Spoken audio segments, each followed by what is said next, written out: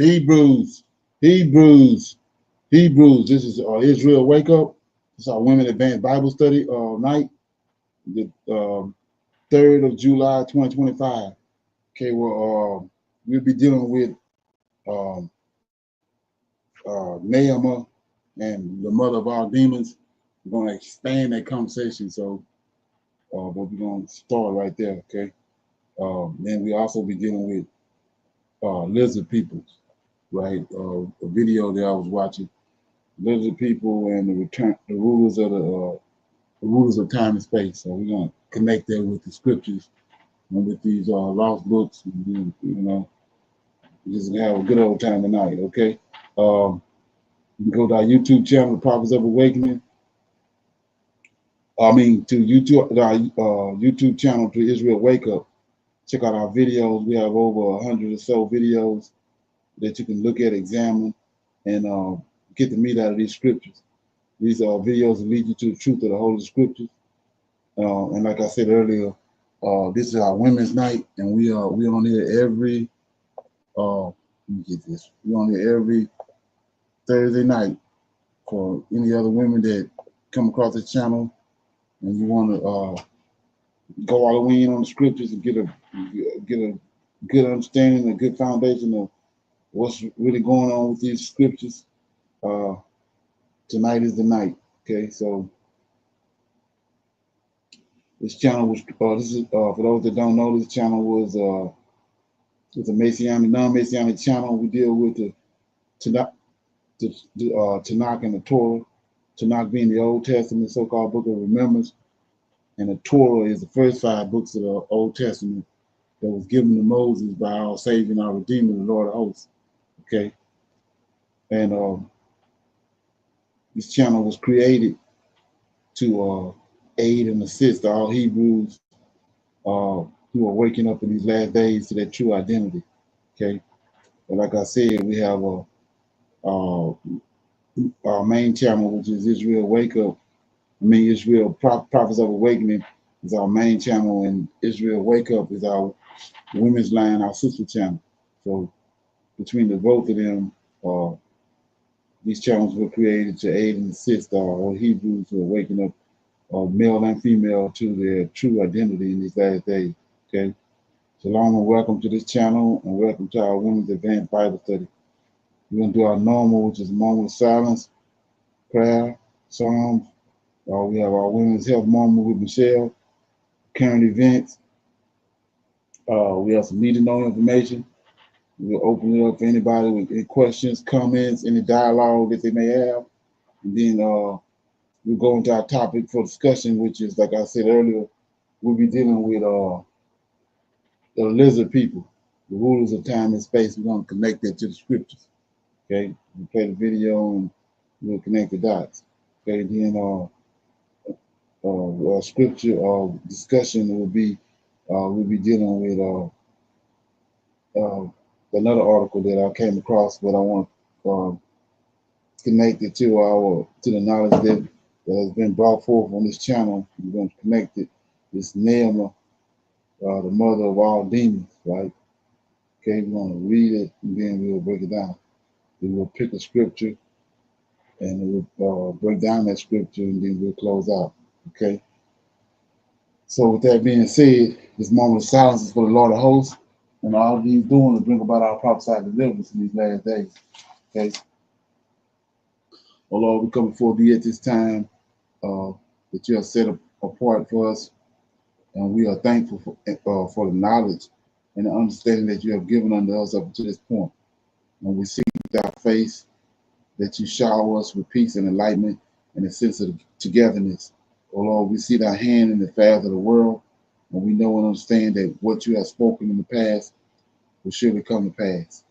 Turn not thy face from us at this hour, but hearken until our plea. Hearken, O Lord, and do. All praises to you. Okay. So with that being said, I'll read a song right quick. Okay.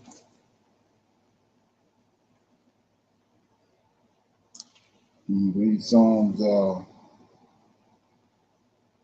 I'll read Psalms 22. It's a cry of anguish and a song of praise to the chief musician, Psalm of David.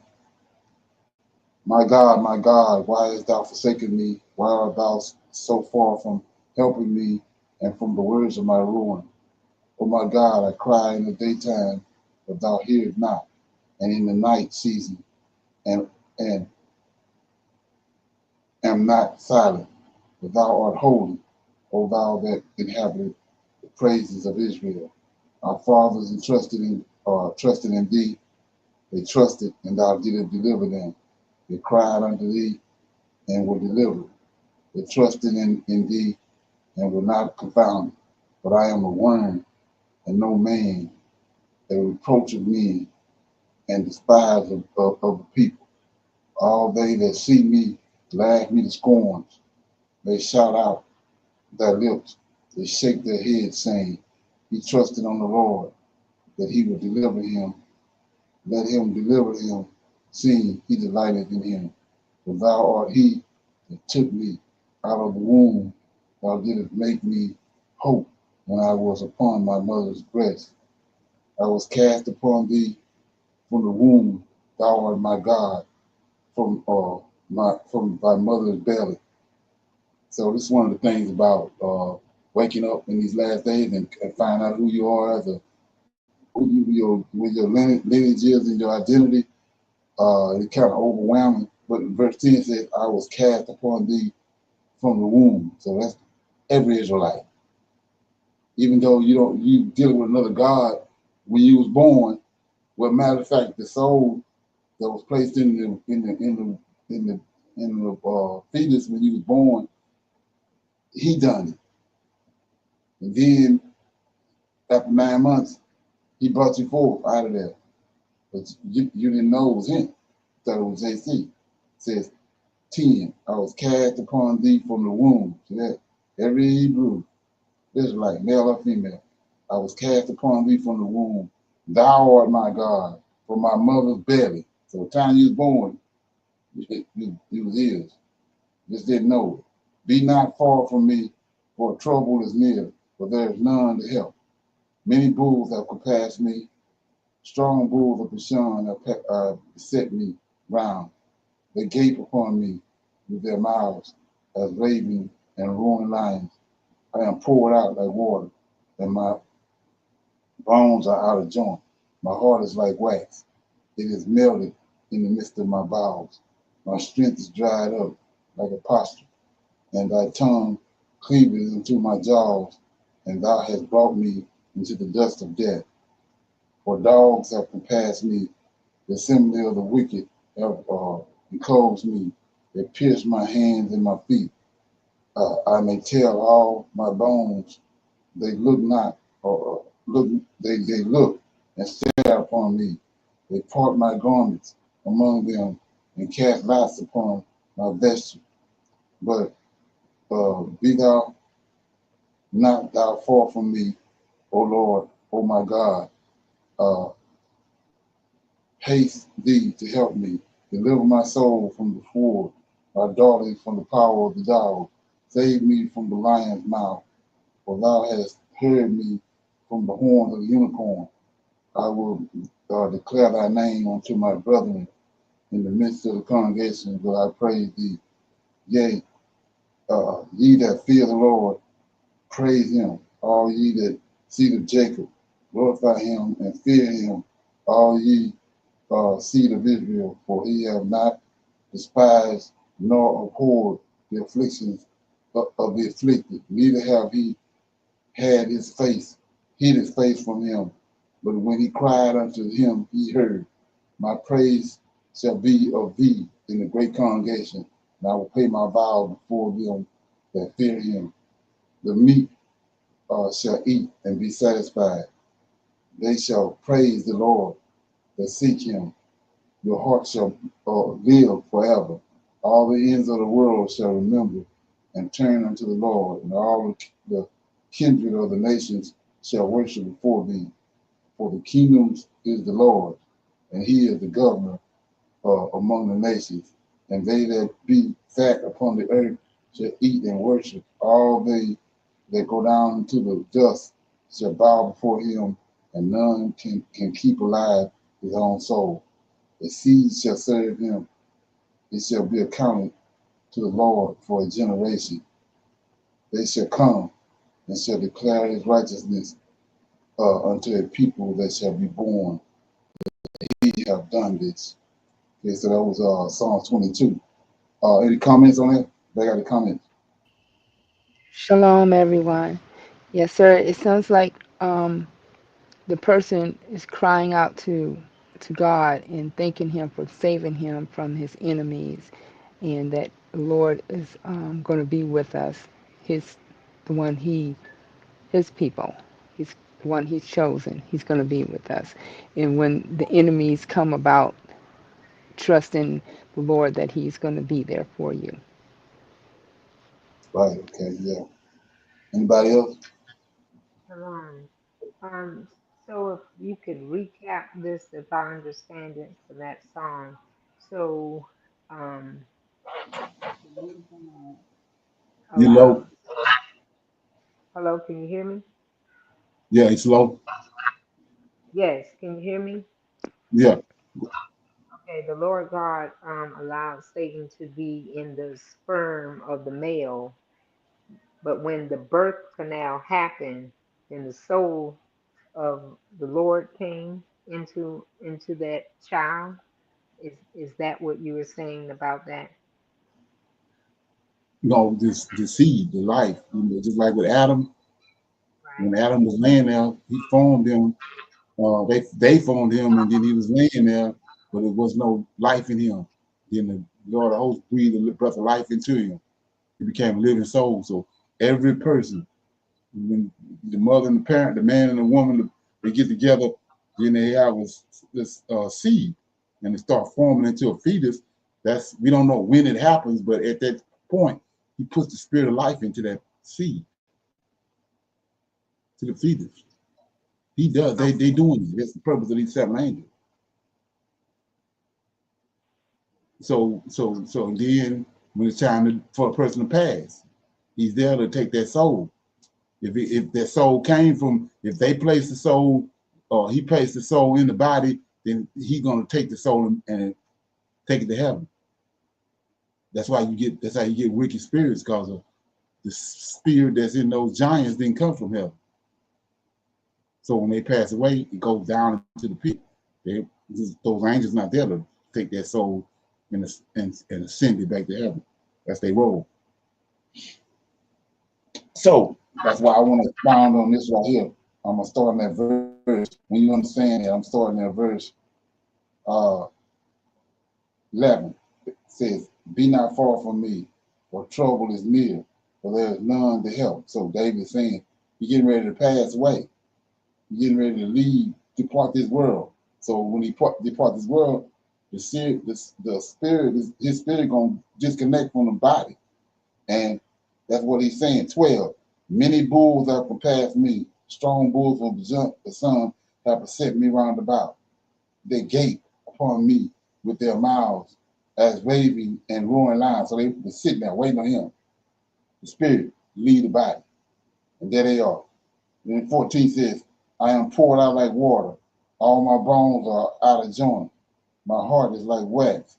It is melted in the midst of my bowels.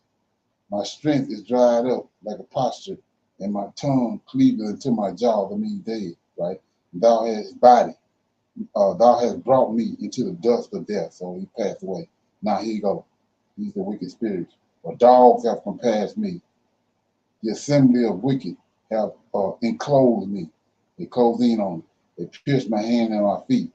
Uh, I may tell all my bones, they look and stare upon me. So, like I told you earlier yesterday, he's speaking to his body parts. So like He spoke to his soul. He's asking, why are you downtrodden?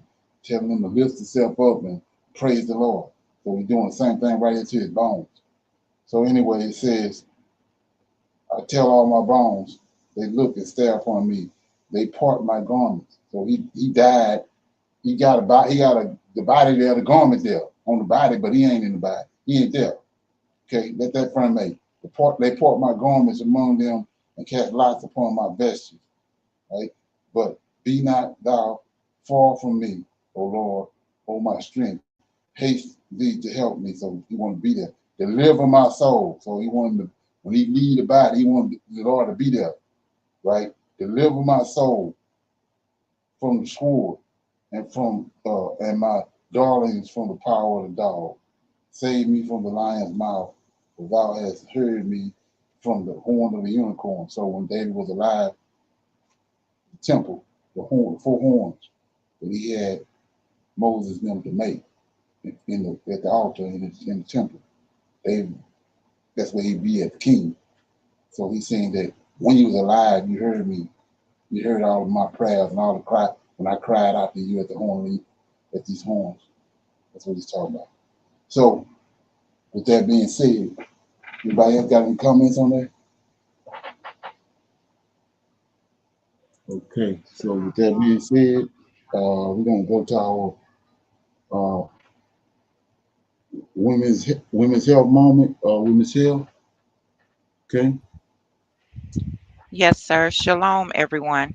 Please know that the information that is shared is intended for general, informational, and educational purposes only and is not medical advice or recommended treatment. Tonight's discussion is on water rich foods to keep you hydrated.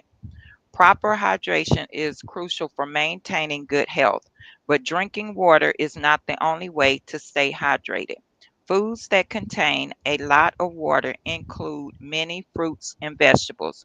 Not drinking enough water can lead to dehydration, which can cause fatigue, headaches, skin problems, muscle cramps, low blood pressure, and a rapid heart rate.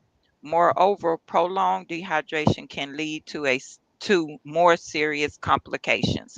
While drinking water is very important, you can also get it from food. Many healthy foods can contribute a large amount of water to your diet. Here are 7 water-rich foods that help you stay hydrated. 1. Watermelon. The water content is 92%. Watermelon is a very healthy and highly hydrating food due to their high water content. Watermelons have a relative low calorie density. Strawberries. Strawberries' water content is 91%. Strawberries are a healthy fruit and contain a high amount of water. Plus, the nutrients they provide may deliver several health benefits. Cantaloupe. Cantaloupe water content is 90%. 4. Peaches. Peaches is close to 90% of their weight is water. Peaches are rich in Peaches are rich in fiber also and antioxidants, in addition to several vitamins and minerals that may promote hydration and provide many other health benefits. Lettuce. Lettuce water content is 96%. Lettuce provides a few important nutrients and fiber, as well as high amount of water, which may help keep you hydrated. Zucchini. Zucchini is a summer squash with a high water content of 95%. Zucchini's high water content contributes to overall hydration, which is important for various bodily functions. Last but not least, cabbage. Cabbage water content is 92%. It may help several aspects of your health, including hydration. This is due, this is due to its water content, nutrients, and antioxidants. It is quite low in calories but high in fiber and nutrients. It is also rich in vitamin C, K, folate, and several traces of minerals that may have a variety of health promoting effects. Staying hydrated is extremely important for your overall health. It is recommended to drink several glasses of water per day to meet your hydrated needs, but water rich fruits and vegetables are often overlooked. I will be reading from Ecclesiastes chapter 3, verses 11 through 15. God made everything beautiful. Verse 11, He had made everything beautiful in His time. Also, He had set the world in their heart, so that no man can find out the work that God maketh from the beginning to the end. I know that there is no good in them, but for a man to rejoice and to do good in his life. Verse 13, and also that every man should eat and drink and enjoy the good of all his labor. It is the gift of God. Verse 14, for I know that whatsoever God doeth, it shall be forever. Nothing can be put to it, nor anything taken from it. And God doeth it, that men should fear before him. That which hath been is now, and that which is to be hath already been, and God requireth that which is past. Tonight's discussion was on water rich foods to keep you hydrated, and I read from Ecclesiastes chapter 13, verses 11 through 15. God made everything beautiful. Shalom, everyone. Okay, we appreciate that information. With that being said, we're gonna go to our current events, and then we'll play the video and then we'll break it down. Okay, and this first video is talking about how by 2026, these 5 cities right here are gonna be overturned and collapsed. So let's look at it. 1969, and fundamentally the state is a slum. It's a Latin American country, and immigration did that. Right now, as you're watching this, America's biggest cities are hemorrhaging people so fast, it's breaking government budgets. I'm about to show you 5 cities where the math has stopped working, and why Tucker Carlson says what's happening is being deliberately hidden from you. He put it bluntly. Immigration is what made California into a slum. There's kind of no way around that. It's a statement that's controversial, but when you see what's actually happening in LA and beyond, you'll see why it's making headlines and why most people are afraid to even say it out loud. But while these places collapse, 5 other cities are quietly becoming gold mines for anyone smart enough to see what's coming. Stay with me until the end. And look, I know you've heard the doom and gloom before, but this isn't politics. This is pure math. And the numbers I'm about to show you will change how you think about where to live, where to invest, and where to run from. Let's start with the worst and work our way down to the shocking truth. You can sell this $5 spatula on Amazon.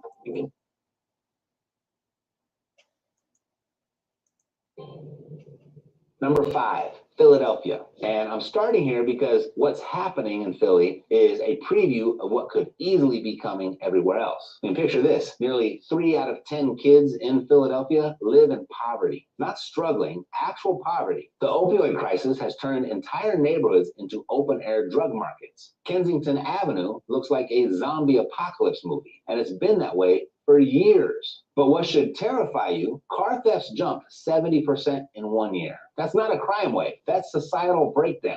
And get this, even though the population went up slightly, it's only because of international arrivals. Over 15,000 Americans said, screw this, and left. When your own citizens are fleeing faster than you can import new ones, you're not growing, you're replacing. Number 4, New York City. They're about to get a very rude awakening. NYC is staring down a $10 billion deficit by 2028. According to New York's Governor David Paterson, the state is literally on the brink. It is facing an estimated $10 billion deficit as entitlement spending soars and revenue falls. $10 billion. You know what that means? Massive tax hikes are coming. And they're coming fast. But the insane part, they're spending $4 billion a year just housing new arrivals, while 146,000 Americans fled the metro area last year. Think about that math. You're taxing the people who are leaving to pay for the people who are arriving. And if you're middle class in New York, you're getting crushed from both ends. Property taxes that are higher for working families than Manhattan luxury owners, and a cost of living that's pushing everyone who isn't rich or poor straight out of the city. Number 3, Chicago. The Windy City is blowing away its own future. 573 murders in 2024. That's still the highest of any major city in America. But the stat that should make your blood run cold, if you're black in Chicago, your murder rate is 20 times higher than if you're white. Brad, Chicago police say that they've cleared nearly half the homicides this year, but that still leaves hundreds of families to grieve the loss of their loved ones without any kind of justice. 20 times, not 20%, 20 times. The police force is 1,600 officers short and burning through $293 million in overtime just to keep the lights on. Car thefts just hit a 23-year high, and carjackings are still double what they were before the pandemic. But the real killer, $1 billion budget gap and the highest taxes in the nation. 347,000 people have fled since 2020. And the only reason that number isn't higher is because new immigrants are filling the empty apartments. This is what a death spiral looks like in real time. Number 2, San Francisco, the city where billionaires step over homeless people on their way to work. Get ready for this number, 28.4% commercial office vacancy rate. More than 1 in 4 office buildings are sitting empty. Since 2018, 156 corporate headquarters have said, goodbye, San Francisco. If commercial vacancy hits 30%, you're on the edge of a property free fall. Mark that down. The city has a $14.6 billion annual budget, billion with a B, and they can't keep human feces off the sidewalks. They're facing an $800 million deficit while spending more per homeless person than most Americans make in a year. 8,323 people counted as homeless this year, the highest per capita rate in the country. And just like everywhere else, 45,000 residents have left since 2019, replaced by international arrivals who don't know what they're walking into yet. Number 1, Los Angeles, the American dream's final resting place. 75,312 homeless people in LA County. I didn't misspeak there either. That's more than the entire population of most American cities living in tents, cars, and under bridges. This is what Tucker was talking about. How a combination of mass immigration, unchecked policy failures, and runaway costs turned California's crown jewel into what he calls a slum. It's not about blaming people. It's about seeing what happens when a system gets stretched past its limits, and nobody in power is willing to admit it. LA is the car theft capital of America. 72,000 vehicles stolen last year. That's 197 cars stolen every single day. And 106 corporate headquarters have packed up and left since 2018, taking their jobs and tax revenue with their money. The city just cut 1,700 jobs to balance a $1 billion deficit while the rich hide in gated communities and the middle class evaporates. What you're left with is a playground for the wealthy built on the backs of people who can barely survive. Now, Tucker Carlson said something that cuts deeper than politics. We should measure the health of a country by the condition of its cities. And by that measure, our country is collapsing. Think about what he's really saying. Walk through Midtown Manhattan, Penn Station, or 6th Avenue at 49th Street. Car insurance? Okay, any comments on that? What you think? Says by 2026.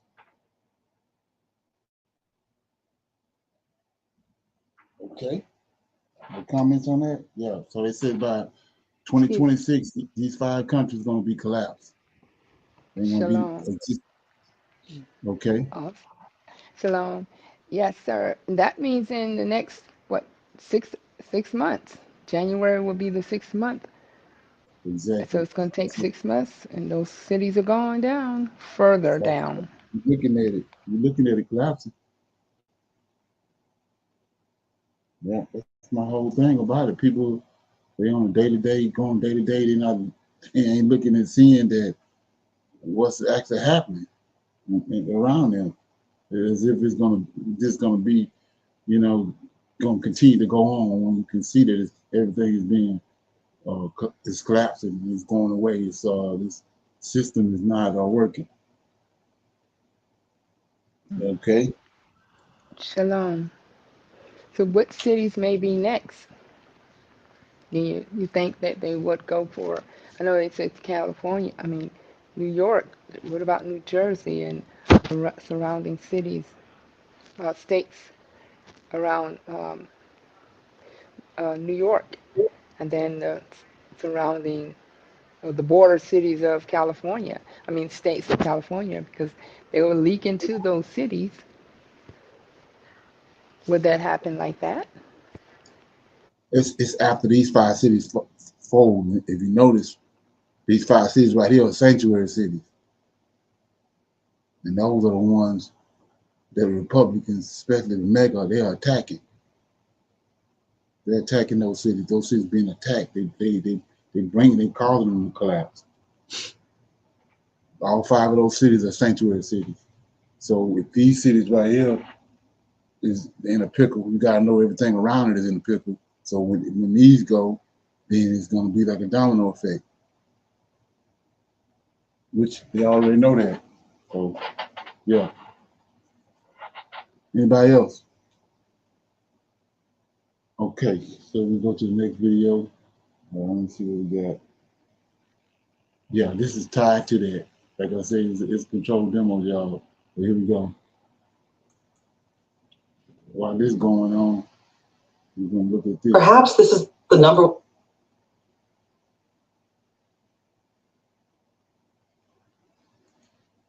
Here we go.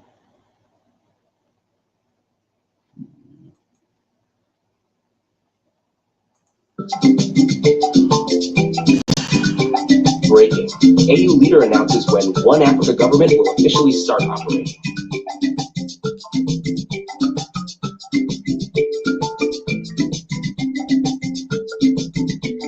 February 2026 is now confirmed. Let the new era begin. By Takunda Mabika, Supreme Affairs breaking new end. Tisu Banu Bacho. This is not about 55 countries anymore. This is about one future, one flag, one purpose. Part 1. The moment we've all been waiting for. It's finally happening. According to a leak from high-level AU insider Chairman Shadow, the One Africa government now has a scheduled birth date. The Continental Government will officially begin operating in February 2026, the same month the next African Union chairperson is installed. It's the same, around the same time they just said these 5 cities gonna be collapsing. Okay, let that point. This was confirmed during a virtual meeting of AU commissioners and strategic partners held discreetly earlier this week. While the agenda was titled Continental Governance Consolidation, what was really being discussed was history itself.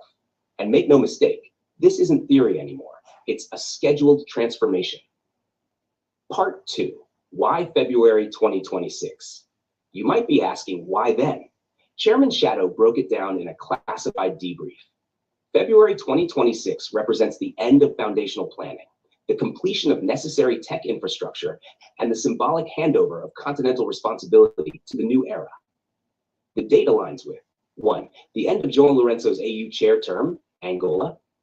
2. The final test phase of AfroGold and African Digital ID. 3. The appointment of regional governors in replacement of isolated heads of state. 4. The integration of defense commands into AU Peace Security Council. 5. Mass voter education and economic orientation programs wrapping up in December 2025. In simple terms, everything is aligning like gears on a final lock. And when February 2026 hits, that vault opens.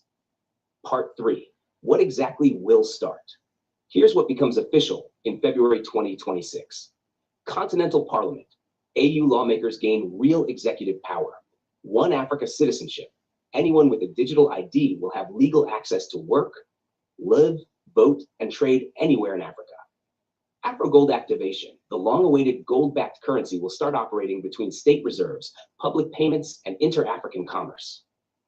Peace Force deployment. Instead of relying on the UN, Africa will launch its own continental military stabilization teams. AfricaNet Firewall.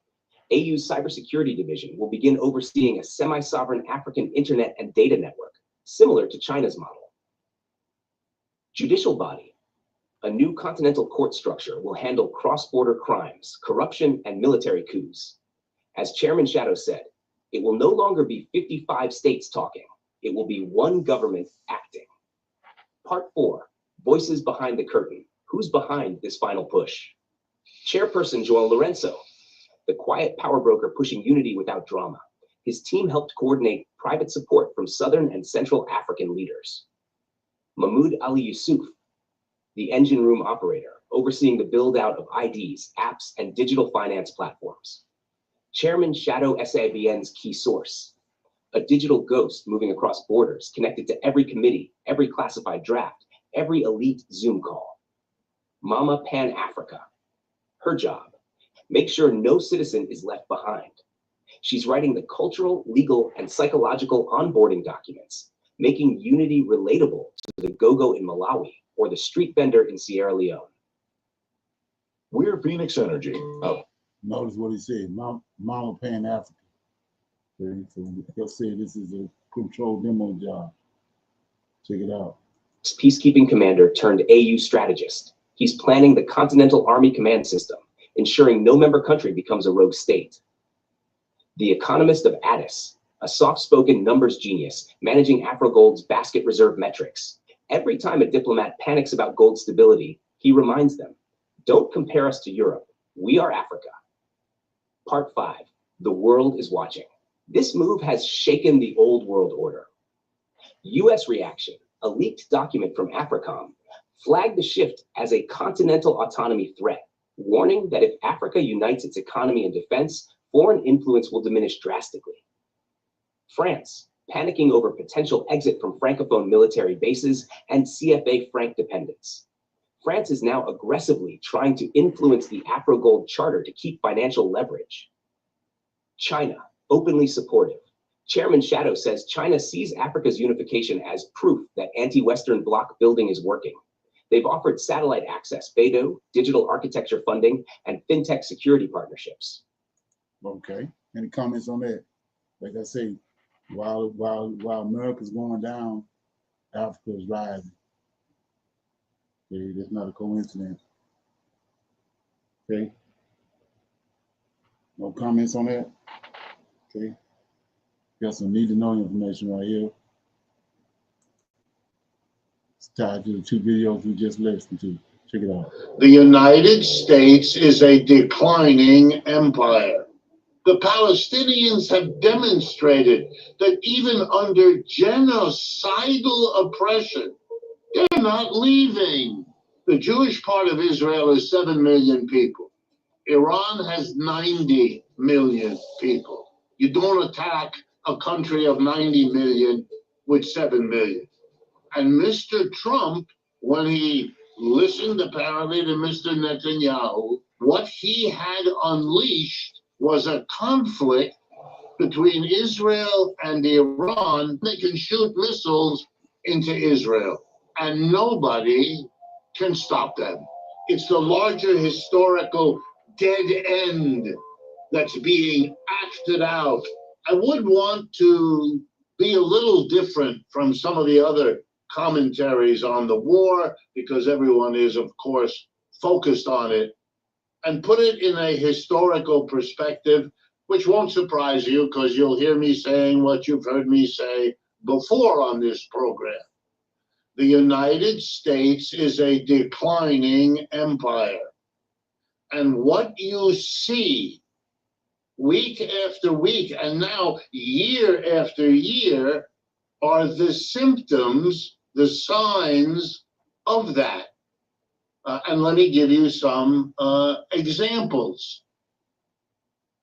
Israel is a very small country. Israel is trying to do something which was feasible 2 centuries ago. It's called settler colonialism. It's when you move a group of Europeans into a non-European area, you exclude the people one way or another, and you basically populate that area with the arriving Europeans instead of whoever lived there before. It worked 2.5 centuries ago because that's what the United States is. And we went to the final solution of the settler colonial project, which is literally exterminating all of those people. What Hitler did to Jews and gypsies and communists and socialists was not new. It was a repeat of what had been done by Germans, but also by lots of other Europeans all over the world. Who the hell still thinks we're the good guys in this story? Seriously. When someone lays out that settler colonialism is still on the menu in 2025, you've got to ask, who's still buying this insanity? We act like this is ancient history. Meanwhile, it's being weaponized in real time, with modern bombs, modern propaganda, and modern suffering. They're trying to recreate 18th century conquest in a 21st century world that's already drowning in displacement and war. And we, the so-called land of the free, are bankrolling it like it's just foreign policy.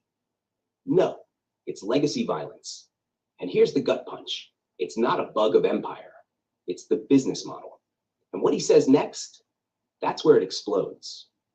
The first book I ever wrote as a young man was a study of British colonialism in Kenya, in which I studied what the British did from the time they arrived to the time that an uprising of the African people there, known in the world as the Mau Mau Revolution, drove them out. And you see that everywhere in the world. The last century and a half have been and will be in the future called the era of anti-colonialism. It's the overwhelming story of the overwhelming majority of the people on this planet. That even according to the International Atomic Energy Commission, the refined, the enriched uranium and the mechanisms to further enrich it, to make it, if they were in those three places, had been removed from those three places. So that even if your bombs got there, which was an open question, this kind of warfare hasn't been done before with bombs like that. And the Iranians had put all of this in the middle of a mountain, so it was unknown. But the point where it wouldn't matter, it wouldn't matter. They have the scientists, they have the laboratories, they have the experience, and they have the uranium. Is this what strategy looks like now? Dropping bombs on empty bunkers and calling it strength? You don't win wars by flexing. You win by thinking. And right now, we're watching leaders act like cornered dogs, snapping at ghosts, swinging missiles at shadows. Iran's not stupid. They moved the material. They moved the tech. They moved the damn target. All this bombing, it's for show. And the only people it really threatens are the ones just trying to live. What we need is a seat at the table, not a crater. But wait till you hear what he says next. This is where the mask comes off. What are you doing in that situation? Showing that you can bomb? Everybody knows that. Showing that you will in this situation? Given Iraq, given Ukraine, there's not much doubt about that either. So this was very impulsive, but that's not the important point. It's the larger historical dead end that's being acted out. Yeah, they're desperate. Yeah, it's herky-jerky. What else do you expect? Once you understand that they're stuck in a colonial project that is an absolute no-win situation for Israel and the West. Okay. Any comments on that? Feedback? What do you think?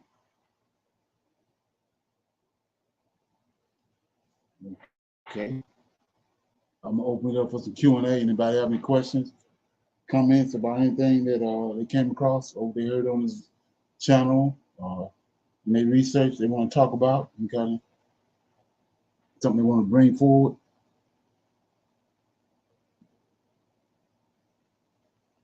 No questions, no comments. Okay.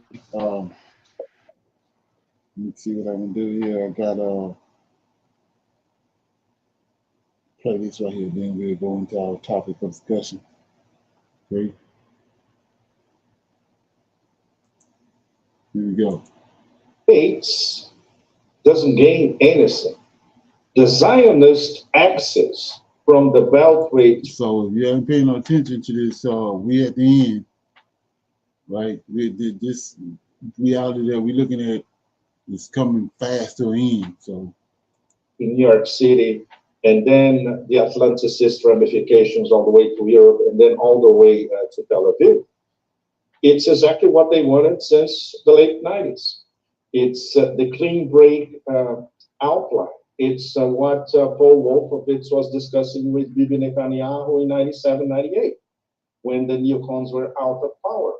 It's what the neocons wanted to do when they came to power after 9/11. So this hasn't changed. And they thought that they had the opportunity of a life with this attack, first by Israel and then by the US against Iran. Obviously, they never think about blowback. And blowback is already there. And Iran learned all of the lessons they had learned about this double attack. You know, what stands out here is just how long these geopolitical strategies have been in motion, decades in the making. This isn't about one-off decisions or temporary alliances. It's about a consistent playbook executed over years, and Iran, for better or worse, has learned how to adapt. It's a reminder that in international affairs, memory is long, and nations don't forget who tries to corner them. If you're a man who makes at least 150 grand a year and you're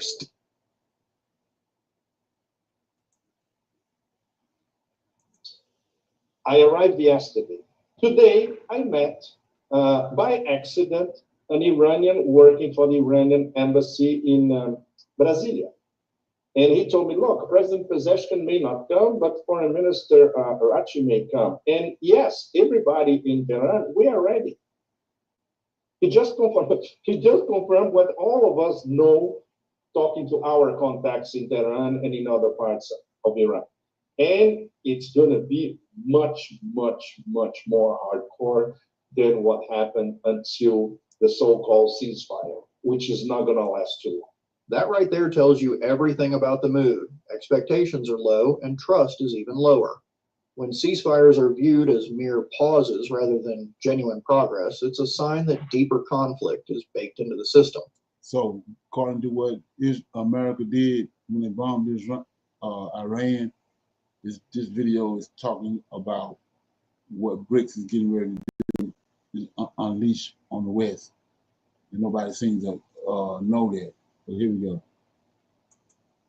When you talk to people who are linked to the Ukrainian, with the Iranian nuclear program, including somebody who was killed by the Mossad, CNN, ABC, everybody, and resurrected a few days ago in a public square, Ali Shamkhani, one of Ayatollah Khamenei's top advisors for foreign policy, but also on the nuclear program.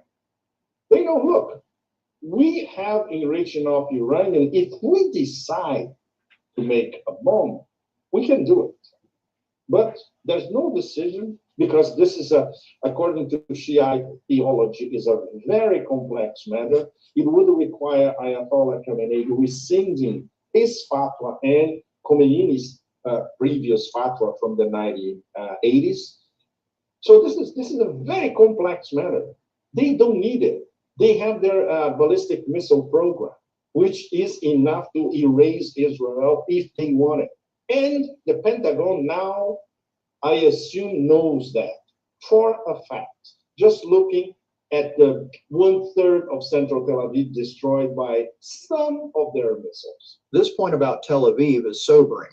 It's not just hypothetical. Escobar is pointing to actual damage as proof of capability. For the Pentagon or any strategic planner, this kind of demonstration changes the calculus.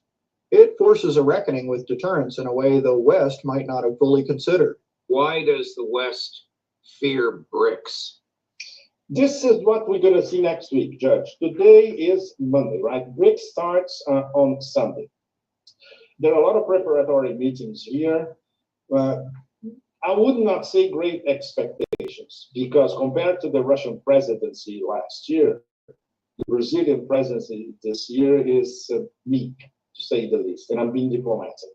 But they have, I would say, a rare earth style chance to come up with something really, really meaningful with all of them on the table. Unfortunately, we're not going to have Putin and Xi Jinping here. They're not coming.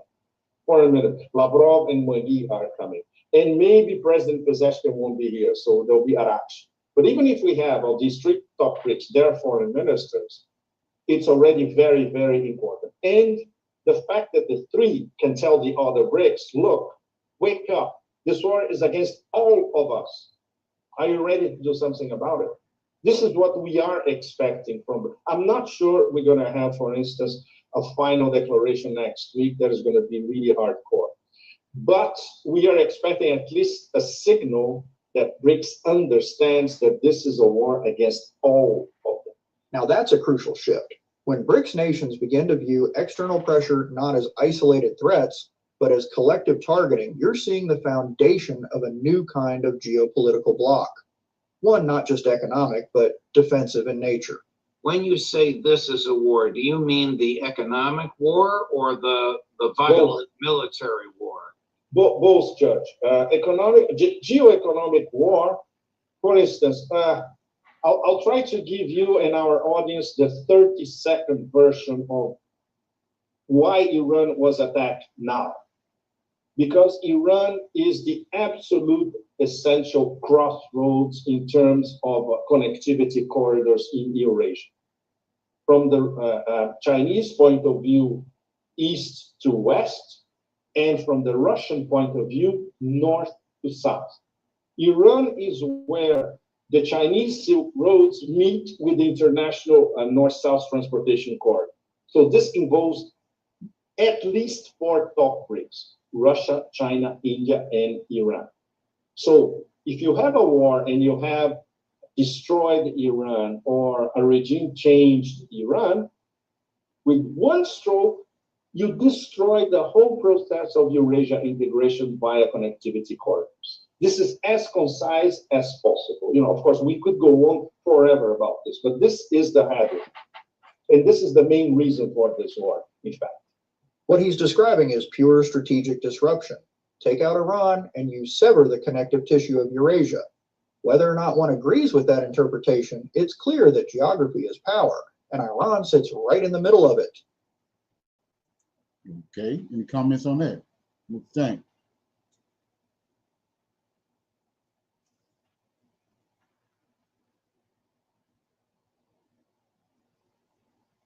Okay, yeah, so like the man said, they're using it as if it's got to do with conflict between Israel and Iran, but like he said, it's about cutting BRICS off, and what they've developed up to this point. Iran is the gateway to get into Eurasia, which is tied to India and tied to China. So that's what they have a regime change, put somebody in there from the West, they're gonna stagnate all of them. So he's saying that BRICS is not gonna allow that. So you can expect some kind of major retaliation from BRICS in the next week. Okay. So with that being said, we're gonna go to I had a video I told you I watched, and then it's about the lizard people, the rulers of the name of it is the lizard people, rulers of time and space. But before I want to ask any people online, what's your interpretation when you hear lizard people? What's your interpretation of that? Anybody got any feedback on that? What you see when you hear about lizard? What it reminds you of?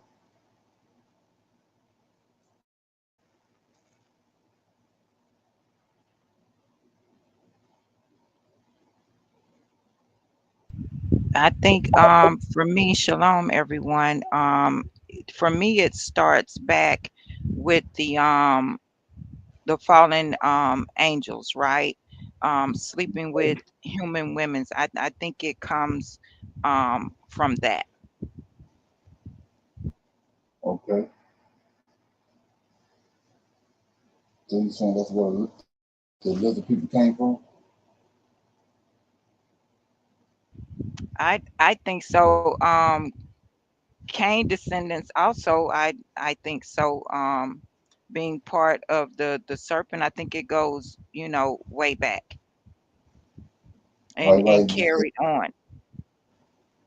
Right. So one of the things that happened to me early on when I waking up and dealing with this was, like I said, I recommend to everybody the book that David Icke wrote, The and Biggest it's Secret? The Biggest Secret, right? So Yes, sir. it sticks out like a sore thumb. So serpent, lizard people, there's a lizard person that showed up in the garden. So you gotta let that frame. It's a lizard person, human like lizard showed up in the garden.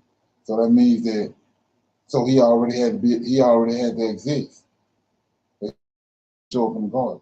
Because there's nowhere in scripture where he was formed and created, or like he showed us through the creation story. He's not in the creation story. So where did he come from? But like I said before, it's a lizard humanoid show up in the garden. Okay. So with that being said, I'll play some of this, then we'll go in from there.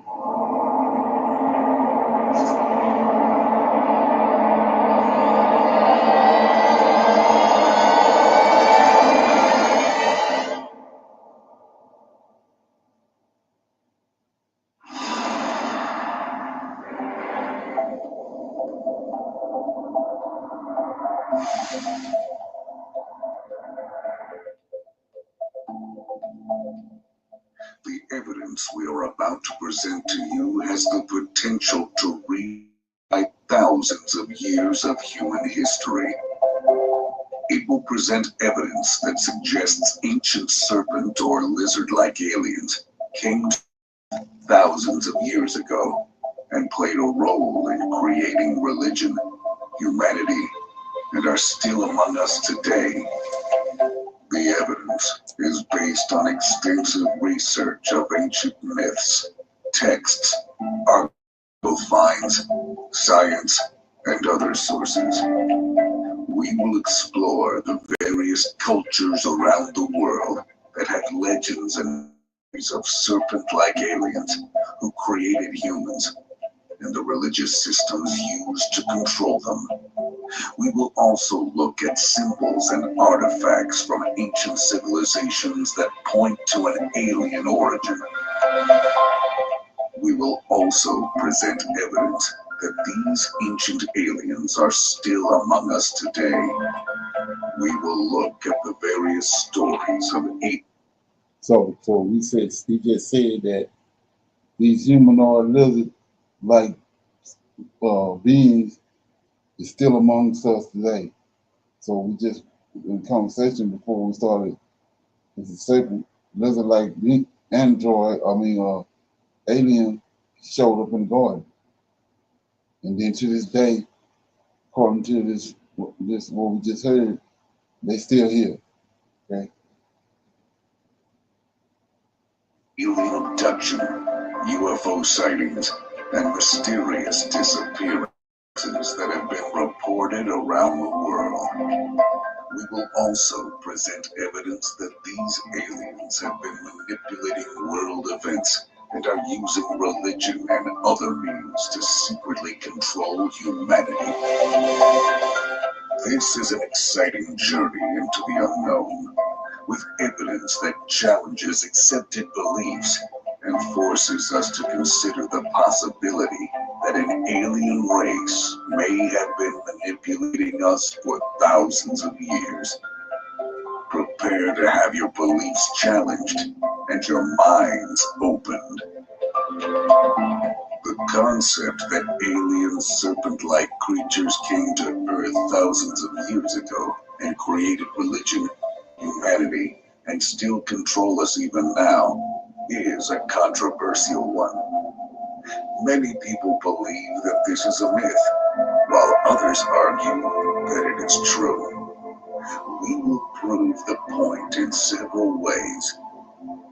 Ancient artwork from around the world depicts snake-like creatures and strange beings with wings, which is believed to be a representation of the alien serpent-like creatures. Various mythologies from cultures around the world describe figures resembling snake-like life forms of alien origin.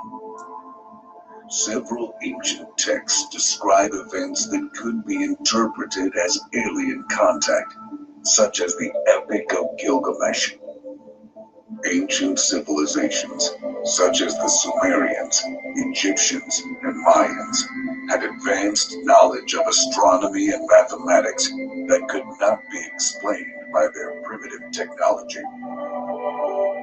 Ancient cultures around the world have stories that describe a great flood, which could be interpreted as aliens coming to and reset. Ancient monuments such as the Egyptian pyramids and Stonehenge have unexplained origins and purposes. Many ancient cultures had belief systems that revolve around gods or supernatural beings from the sky, which could be interpreted as aliens. Religious texts from around the world describe events that could be interpreted as alien contact, such as the Bible's story of Noah's Ark. There are numerous accounts of people who have claimed to have been abducted by aliens or encountered strange beings. Numerous UFO sightings have been reported throughout history, and many of them remain unexplained.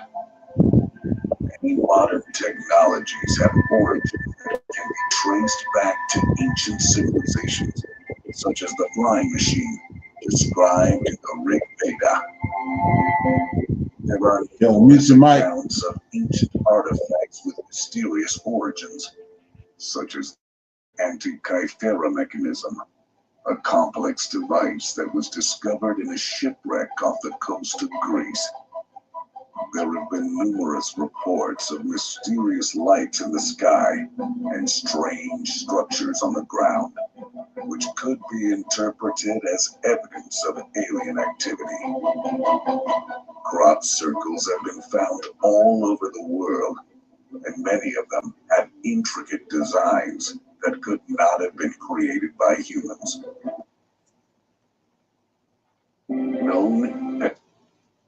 Tesla's stock is crashing. The headlines say Elon.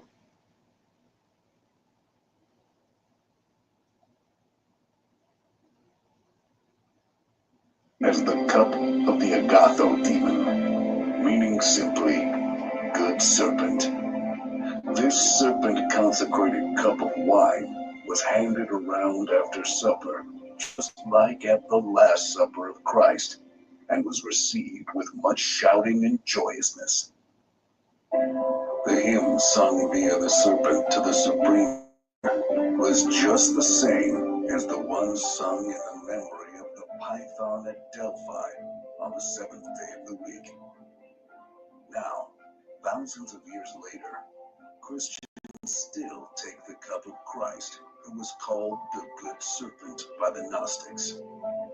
This modern ritual is none other than the original, but renamed Cup of the Sacred Serpent, which gives the body and blood of our oldest god, the body and blood of the ancient serpent race.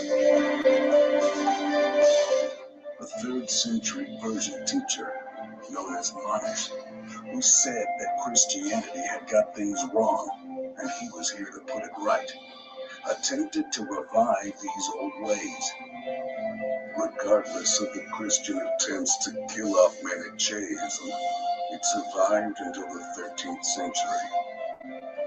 He is said to have revived Ophiolatreia, or serpent worship, where he taught that Christ was an incarnation of the great serpent, who glided over the cradle of the Virgin Mary when she was asleep at the age of 1.5 years.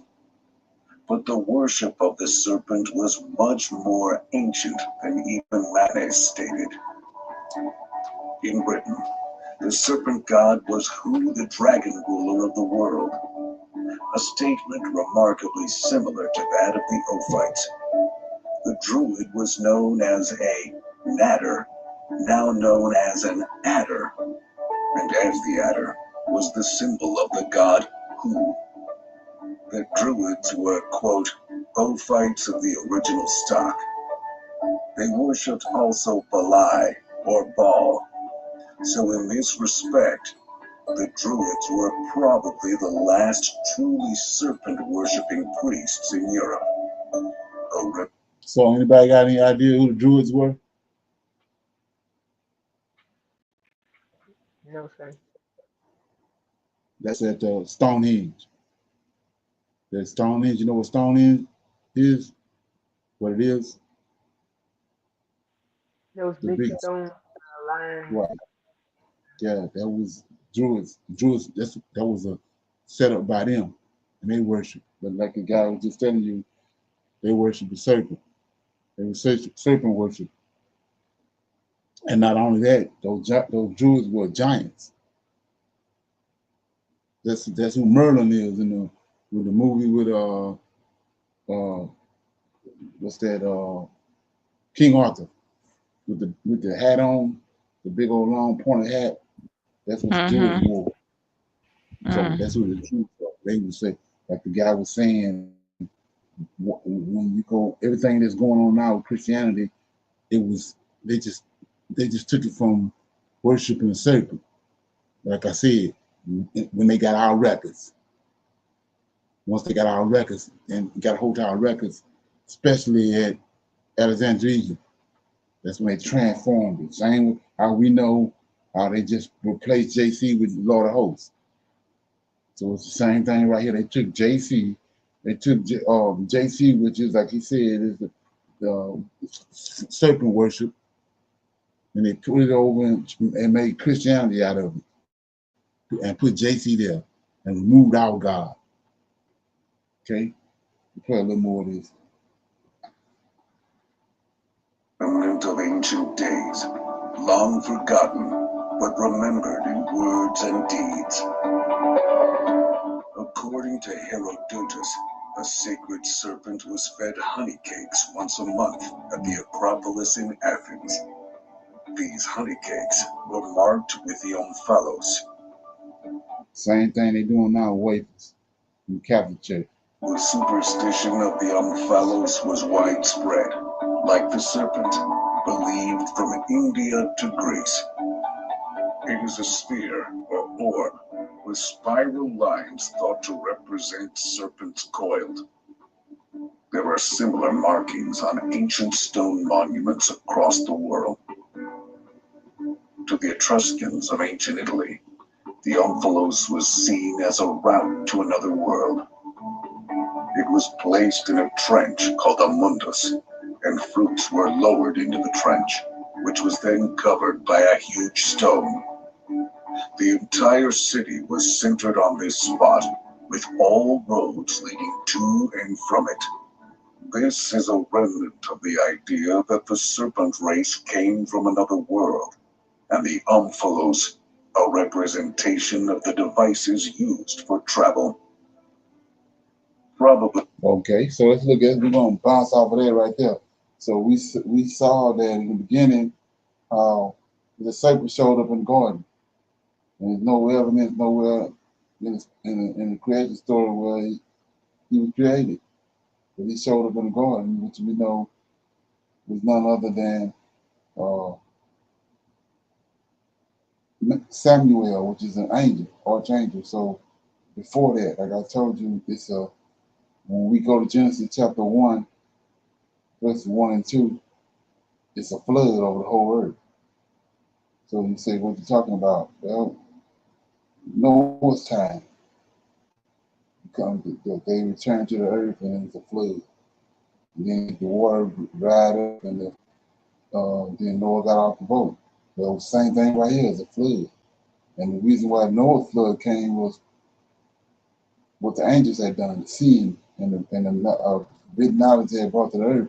Well, before that, Genesis 1, the serpent, which is Lucifer, he's the serpent. That's where the serpent's coming from. So you say, what are you talking about?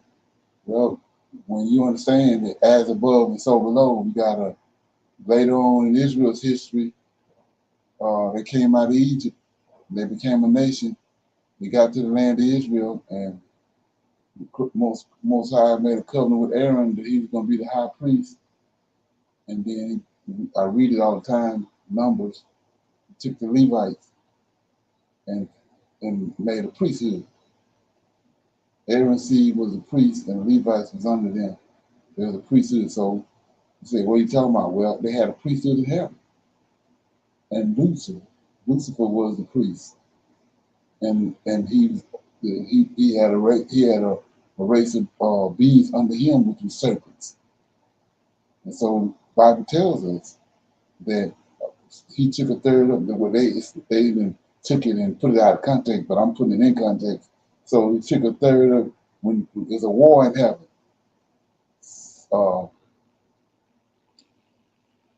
Samuel, the serpent, fighting against Michael.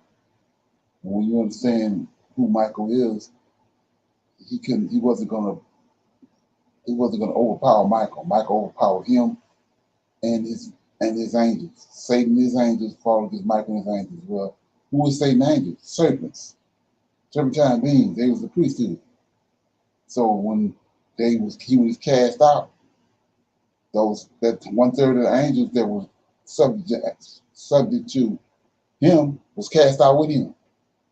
And I was telling you how what they done when the Most High, when Israel sinned against the Most High, he says that nothing ever on this planet, nothing in the history of the world has happened, what happened to Israel. So we only know a fragment of the things of what happened to Israel because they don't want us to know. But the thing is that he kicked those the serpent and those the priesthood out with him, 30 of them. So the serpent was a high priest. Those angels, those serpents that was up under him, only answered to him. They didn't, like we see in Israel. The high priest and the king is the one go into the temple once a year for a day of atonement. The tribes, they don't deal with the Creator. It's only Aaron's seed and David's seed, the king and the high priest. They deal the same way in heaven. Only Lucifer, which is the high priest, Michael, which is was the king. Those are the two anointed ones. Those are the two cherubs that's on the mercy seat. That's the reason why he made two cherubs. So anyway, when Lucifer got puffed up and sin was found in him, he was cast out. Well, those angels, they didn't see no wrong in him. All they ever did was deal with him. So when he was cast out, that third of those serpents was cast out with him. And like I said, when you go to Bartholomew, the story is there in the book of Bartholomew. The book of Bartholomew is garbage. But like I said, the same way he scattered the Israelites, he scattered our word. The word was scattered. The Most High indignation came to a fool. So like I said, what has happened to Israel never happened to no other country. So our word, our knowledge, all that was scattered along with us as Israelites. So when you go to the book of Bartholomew, the story is right there. It tells you what happened. He told Bartholomew, put your foot on the serpent's neck and make him tell you what happened in the beginning. And the serpent tell him. Right? He tell him that him and his angels was cast out by Michael into outer darkness, to outer space. And we know it's the temperature is so cold there that, in outer space, he was cast out, him and his angels, and they was just in suspended animation, frozen in suspended animation. We don't know how long. Then with Genesis chapter 1 and verses 1 and 2, when the Most High returned to the earth, this the light that everybody talks about. The light shine in the heavens when the Most High returned to the earth. Not the sun, the light from him. That's his light. It shined on the earth. They returned to it. Well, when it shined on the earth, it shined on them too. They was in outer darkness. So Lucifer or Samuel woke up first. And when he awakened, that's when he came to the garden. But like I said, he got a third of the angels, which is serpentine beings, that was with him. and they got a problem. Not they under his authority, they got a problem with the Most High creation. So ever since then, they've been attacking the Most High creation. This not for 200. This the third that was cast out before the 200 came down with him. They're attacking the Most High creation ever since they was cast out. And that's where we listen to this documentary, and they keep on saying they came from the heavens. They came from the heavens. You know, yeah, they did. They came as the priesthood, the serpentine beings. Michael tells us in Ezekiel 28 that he saw him fall from heaven. And he said at one time he was walking upon the stones of fire in heaven. That's these serpentine beings. They come from fire. Mm-hmm. Stones of fire. Any comment? Shalom, everyone. Brother Leonard, as you're speaking, right, and you was talking about the Levites and then these serpentine beings and the ones that answered to Samuel, right? To me, it's like they had an order also. That they went by, right? Yes, sir. Right.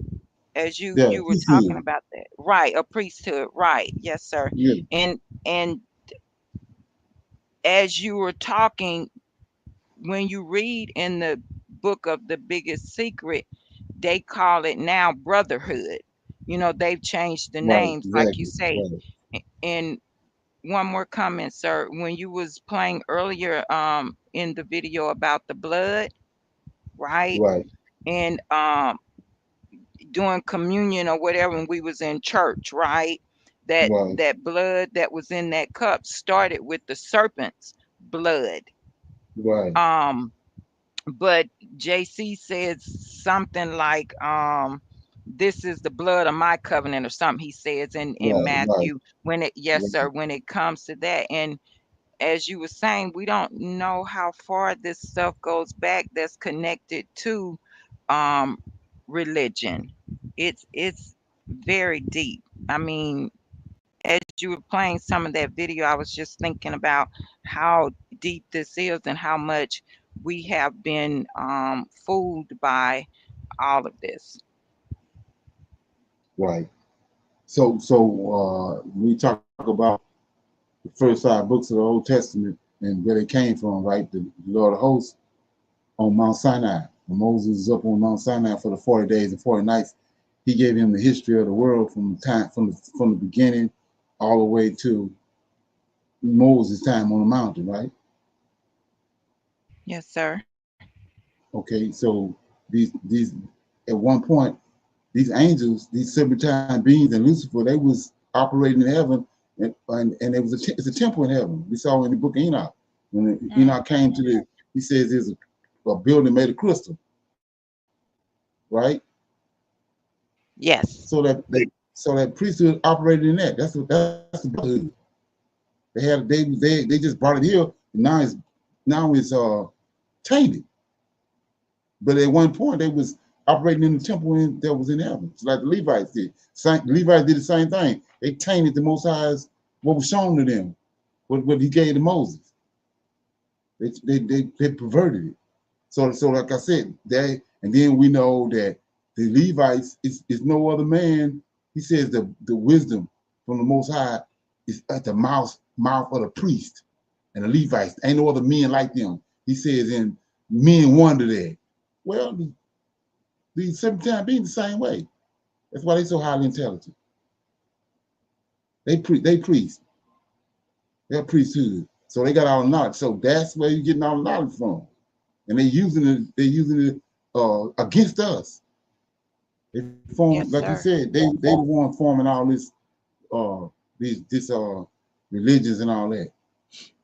But we just scratching the surface right there. It's gonna get a little deeper than this. So yeah, so that's where it's coming. That's where these serpents come from. They've been here forever, and like I said, they came from this. When we deal with the book of Enoch and in Genesis chapter 6, that's a second excursion of angels coming to the earth. The first excursion was when Samuel was kicked out with the third of the angels with him. He took with him 7 time beings. And so you say, what are you talking about? Well, he, like I said, when you go to the book of Bartholomew, it says that he awakened when the light shined. That's in Genesis. Like I said, the light, not the sun. You got people that talk about that. They say, how was they want to discredit with the creation story and say that, you know, where that light come from? What, you know, he didn't make no sun. He made the sun on the third day or whatever.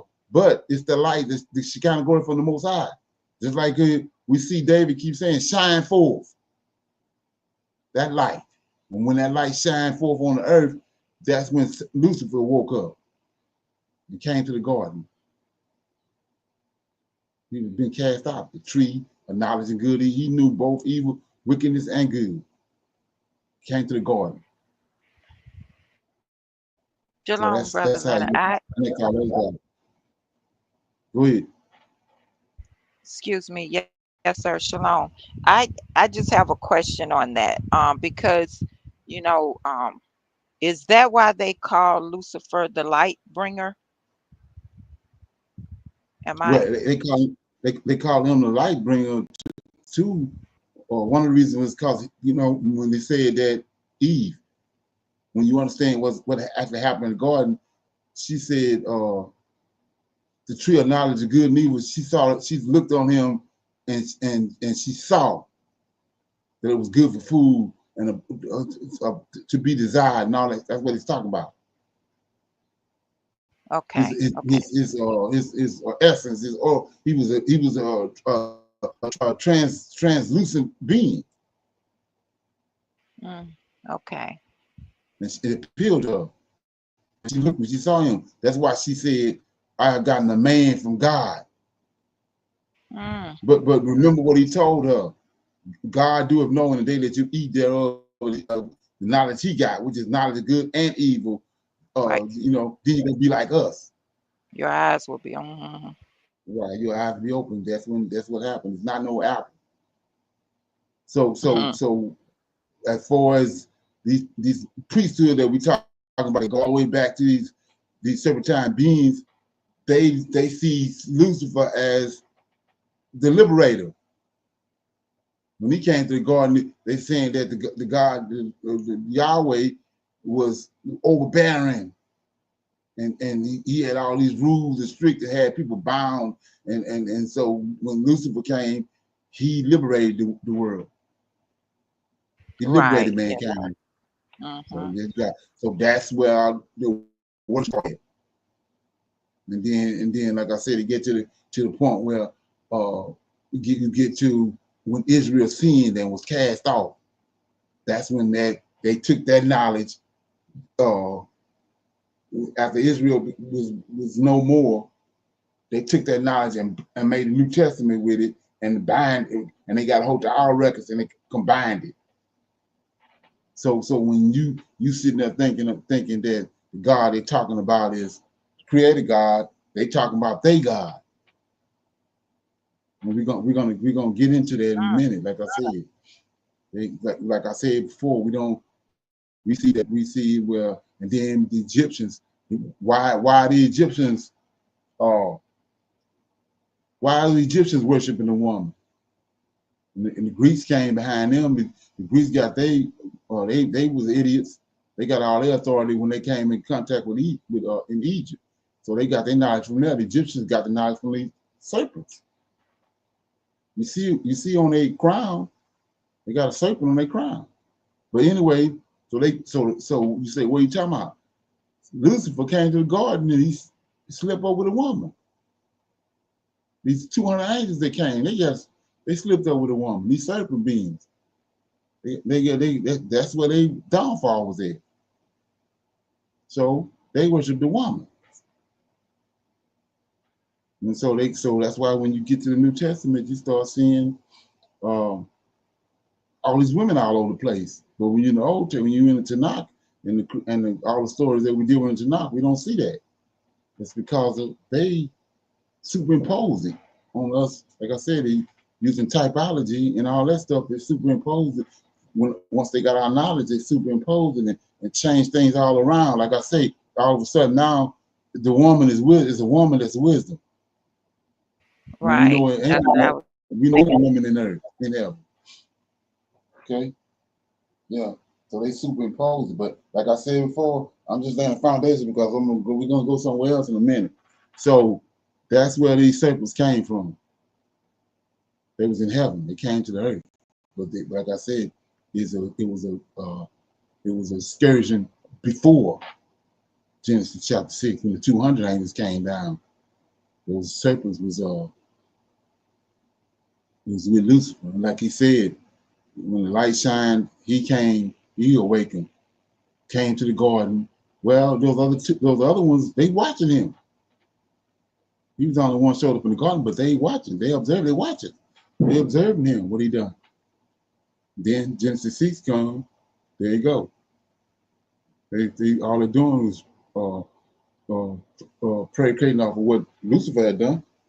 Like I said, remember what some Jaja said when they was on Mount Hermon? They called it Mount Hermon because they came together on agreement. Because he said that they knew that the ramifications of what they had done. He didn't want by himself to be responsible for what they done. Why? Because they saw what Satan had done. That's how they knew. They knew the ramifications of it. They saw what he done. Lucy, okay, somebody got something?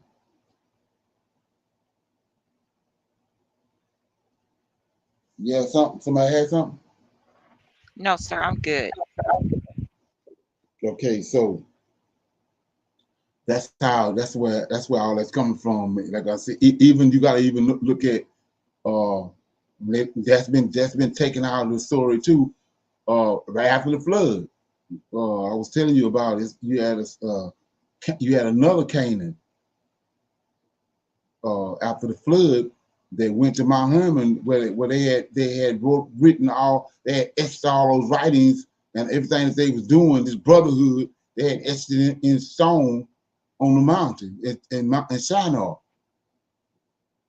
And he found it. He found the writings and wrote it down, but he didn't tell Noah. Okay, all that's tied to. They didn't erase. They took all that out of the story and erased it. So, like I said, Nimrod, he's looking for something. He says he went east to look in the plains. He found a plain in the land of Shinar. That's where the writings was at. That's how it picked back up. After the water receded, they went and he found it. He found where they had inscribed all this stuff in stone. Okay. So yeah, and that's where all that's been hidden, and that's why you see serpent worship all over the globe. You go to all these religions and all these different cultures from ancient cultures. All of them worship the serpents because they was dealing with those serpent beings. They came from heaven. Okay. So everybody good on that? Shalom, everyone. Yes, I'm in the book of Jasher, and it talks about Ishmael's wife. Did Abraham know that was Ishmael's wife at the time when he was at the tent and had looked in and saw her beating the children? Yeah, he knew that was his wife because that was the purpose of him going to the desert to go see Ishmael. Okay. So when she was beating him, was that that spirit, evil spirit or something? Because it sounds like DNA. The DNA. Okay. Yeah. So she's an Egyptian, right? Yes, sir. Okay. So yeah. Like I said, you got Ham got 4 sons. One named Mesarine. Mesarine, which is the Egyptians, is from the giants, which means they came from the fallen angels. the seed line came from fallen angels sleeping with a woman. Just like you got giants all through Deuteronomy chapter 2. And nobody connects those dots. Then when you go to Genesis chapter 11 or chapter 10, verses 9, 12 all the way to 20, them are all giants. You say it ain't but one place to get a giant. One way to get a giant is when an angelic being comes to earth and cohabitate with a woman. But so, like I said before, these are those original beings that came down when was cast out with Satan was a priesthood, serpentine beings. They had a serpentine look to them. And that's where you're getting all the sacred worship that can't come down to the day. Okay. No, sir. You see the serpent on the pharmaceutical staff that they have. That's been around for a long time. They come out of Egypt. Yes, sir. So these medications that they keep trying to give you, you know, it destroys you. And it's like telling you that by way of the serpent when they put that on the pharmacy, you know, on that pharmaceutical label and everything. And the old time drugstore used to really have it up there for you to see, not knowing Right. that that's what it meant. You know, you just thought, well, they use that. Right, the powers that be, the people that's making all the money and the billions and millions of dollars off of that, they know the origins of it. They know where it came from. That's what all that knowledge was causing them to get the wealth. But the knowledge is how they get the wealth. It comes from these serpentine beings. Right. So yes, sir. That's why in the book, excuse me, Brother Leonard, in the book of the biggest secret that we was talking about, that's why it says that brotherhood agenda is still here today. That was said in the yes, sir, in the video where it talks about that. You know what I'm saying? But it goes way back. If anybody get a chance just to get that book, it will enlighten you on a lot of things. And I remember reading that. That's in the beginning of the book where it talks about that brotherhood agenda, which is the Rothschilds, the Bush, all of them. You know what I'm saying? Right. Yes. That's Yes. tied to the secret societies. All them secret societies tied to that brotherhood. Right. Radiation Yes, net. Right. I don't know if you came across did you see the pyramid that in the book? No, sir. Not Yeah, yet. you got a pyramid. It's a pyramid. It's called compartmentalization. And at the very, you know how on the pyramid, the actual pyramid, they said it had a gold cap on that pyramid, right? Right, at that very top. Right, and then on the dollar, that part is missing, right? Okay. On the dollar bill. Oh wow. That part is missing. Well, what is that? They call it the third dimension or fourth dimension because of these. Remember, these angels and all of them had the ability to show themselves or not show themselves.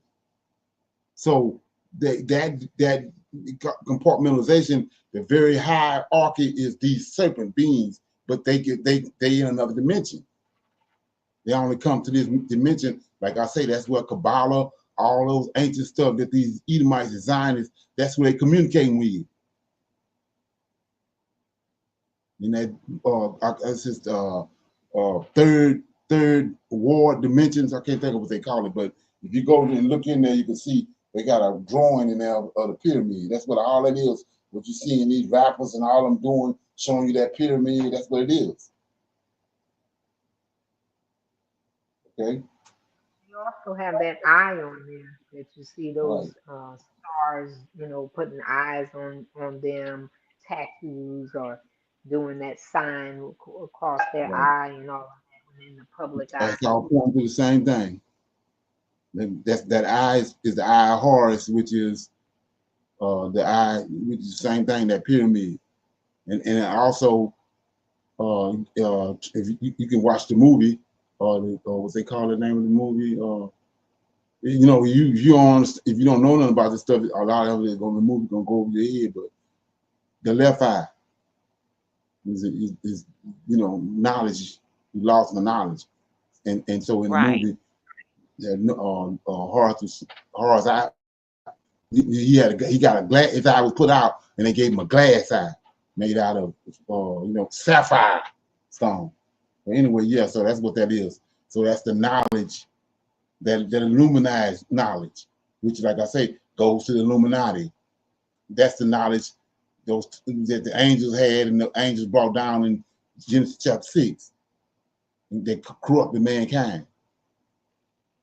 That's what the Eye of Horus is. That's what the pyramid on top of the missing capstone on the pyramid on the dollar. All that's tied to the same thing, and which is how they brought about Christianity. That's what JC tied to it. But they want us to think, because they didn't tie it to the Old Testament, that, you know, he tied to Yahweh, but he ain't tied to Yahweh. It's him. Like I said, he came from Serapis, and Serapis came from Horus, and it's tied to that knowledge right there.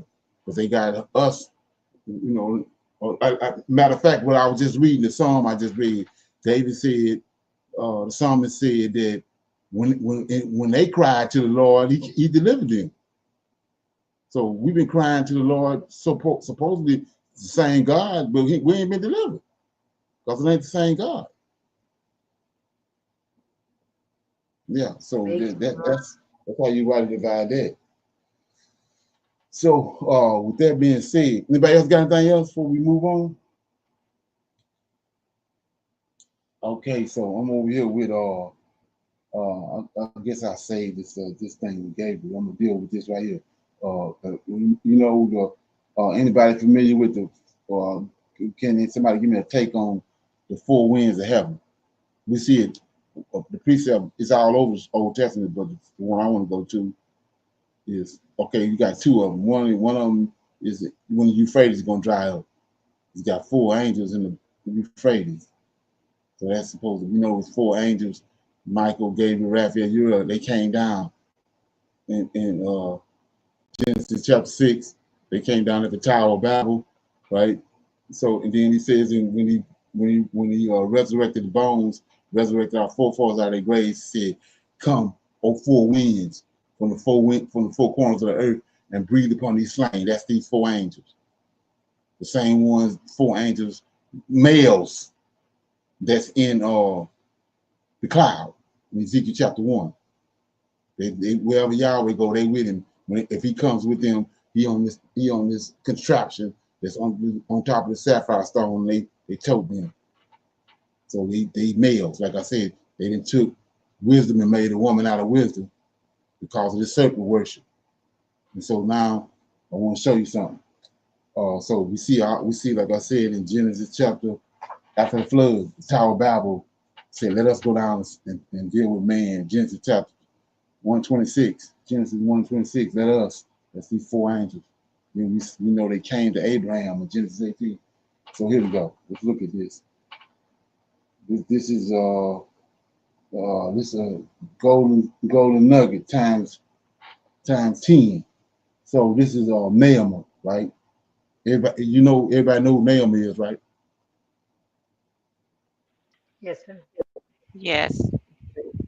Can you give me a brief description of understand who Naaman is? Are we talking about Tubal-Cain's sister Naamah? Yes, yeah. We know it's two Enochs, two Right. Lamech. Okay, so it's two Naamans. Two Naamahs, yes, sir. Enoch had a daughter named Naamah. Right. And Tubal-Cain had a sister. Lamech on Cain's side had a daughter named Lamech. Yes, sir. Right. So here we go. So this is it says Naamah. See, we don't know this knowledge, but with information you already got and you come across it, you can connect dots. So it says, introducing Naamah. Now this is our title. She's the mother of all demons. So what's a demon? Wicked spirit, right? Okay, okay, yes, sir. And how you get a wicked spirit? When angel sleeps with the a Woman, woman, a human, yeah, and then that giant dies. That's when you get and the that wicked spirit. spirit lingers. Yes, sir. Right. It can't ascend into heaven because it didn't come from heaven. It was born upon the earth. So that's how you get a demon. So Naamah is the mother of all demons. So Naamah is from Cain lineage, right? Yes. From Nephilim. So she died. So what she become? Wicked spirit. Okay. Go back and look when she existed. So now this make a whole lot of sense. Mother of all demons. Anyway, so it says how the biblical figure of Naamah evolved into a terrifying demon. Check it out. This where it goes get deep at. It says how a biblical figure of Naamah evolved into a terrifying demon that rises from the depths of the sea to seduce men of the world. Do that ring a bell when I read that? Read it again. How the biblical figure Naamah evolved into a terrifying demon that rises from the depths of the sea to seduce men of the world. That don't ring no bell. Shalom. That's a siren, isn't it? Oh, somewhat, yeah, siren, yeah. They dwell in the sea, so they got a different molecular makeup than us. They can dwell in the ocean. We see that all over the place. Like I said, they showing us all over the place that so they dwell in the ocean. We can't go in the depths of the ocean, right? Right. Okay, so my point is this. Let's go to the book of Adam and Eve. Remember Jared on the mountain? Jared was the one on the mountain when they got taken off the mountain. He was the last Melchizedek that was on the mountain. Then they ended up being tricked off of the mountain by Cain's descendants and those wicked spirits. They were tricked off of the mountain right before Enoch came. So when we go to that, we know that we said that these spirits came from where? Ascended up on top of the mountain. Where they came from? They came out of the water, didn't they?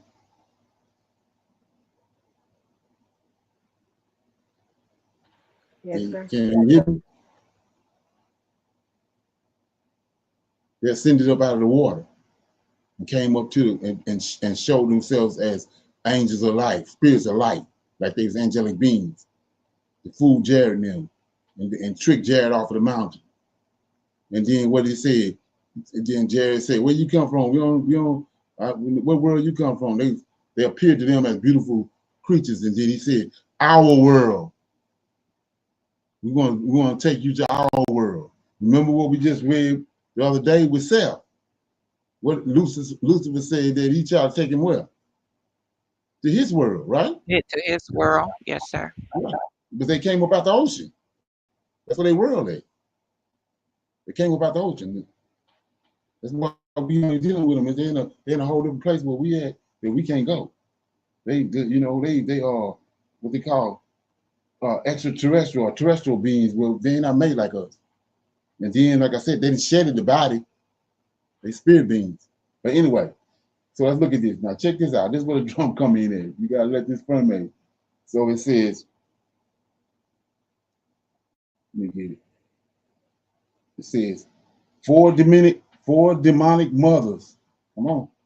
4 demonic mothers are mentioned in Jewish mystical work or mystical and Kabbalic texts. So what you have to understand is all the information we got now coming from these Jews, wicked ass Jews. not our history. It's from the Jewish encyclopedia, all this. That's where it's formulated from. The knowledge on the earth when it comes to Israel coming from these wicked ass people, which is Kabbalah, Jewish mysticism, Kabbalic texts and all that. So here you go. 4 demonic mothers. Remember what he said? When we read it, he says, breathe on these, come from the 4 winds and breathe on these 4 slain. We know that's Michael, Gabriel, Uriel, and Raphael, right? It said 4 demonic mothers are mentioned in Jewish mystical and Kabbalic texts. Lilith, Naamah, Agrit, and Makale. Only one of these, however, is dubbed the mother of demons, which is Naamah. She was the first one. She was the first woman that came. That's why she's the mother of demons. Anyway, so and described as the mother of Ashemenia. You got it right. Ashmedai. You want to Google that. She's the prince of demons. What's that? I was going to ask you, Brother Leonard, is that the one that's in the book of Tobit? Because he is the king of demons, Ashmodeus, I think it is, or something. He's the prince of demons. He came from Naamah. Ah. See what I'm saying? So what are you talking about? Naamah gave birth to him in this world, but when he died, he still came from her. See what I'm saying? Okay. So it says, so this is how you got to look at this. So it says, this will be the figure named Naamah, which happens to be a fairly common name among women in modern Israel. So see that? Modern Israel, the fake Israel, the harlot. This is another reason why it's called harlot. It says, this would be the figure of Naamah, which happens to be a fairly common name among the women in modern Israel. The fake Israel today, this is a big name, Naamah. See that? So anyway, unlike the more famous Lilith, little has been written about Naamah. In this short article, we will try to review what we know of her and the beliefs. And now here you go. And her beliefs and traditions. See that? Surrounding her character. See that? We don't know these. We don't know. In sidebar, covered it over with Christianity. Anyway, her name first appears in the 4th chapter of the book of Genesis. The text describes her as the daughter of Lamech and the sister of Tubal-Cain. And check it out. This crazy right here. A member of the dynasty. Come on. A member of a dynasty that originated with the famous Cain, who murdered his brother and continued with Enoch. This is why I want to show you how they hoodwinking it. We know it's 2 Enochs, right? Say who murdered his brother, continued with Enoch. Himself, a fascinating figure who has no more for God, he existed no more, for God took him. So they went to the wicked ass Enoch to the righteous Enoch. They trying to connect Tubal-Cain to the righteous Enoch. See that? So he says himself, a fascinating figure who was no more, for God took him. See that? And who is sometimes associated with the angel Metatron. I told you about that. I had this conversation before. What they say is that when Enoch was taken by the Most High, taken up, he was transformed to an angel. And all the angels in heaven, when they see him, he's a witness. And his name Metatron. That's what they say. I don't believe it. But anyway, like Enoch and the rest of his family, not much written about Naamah in the Bible. A fact that has enhanced the sense of mystery surrounding her figure, and which led storytellers throughout the ages to embellish her character with the various biblical biographical details. According to one Midrash, this Jewish history, right? This is what the Bible predicated off of, not off our history. It says, according to Midrash, Naamah was the wife of Noah. See, now they going to the other Naamah. You see that? You see it? Yes, sir. I see it. According to the Midrash, Naamah was the wife of Noah. No, that's the other Naamah. 2 Naamahs. But they trying to make it out that she was the wife of Noah. This wicked ass Naamah. Another interpretation has her as the wife of one of his sons. Yet other traditions identify Naamah with another woman altogether. We will return to that a bit later, right? So we're gonna keep on.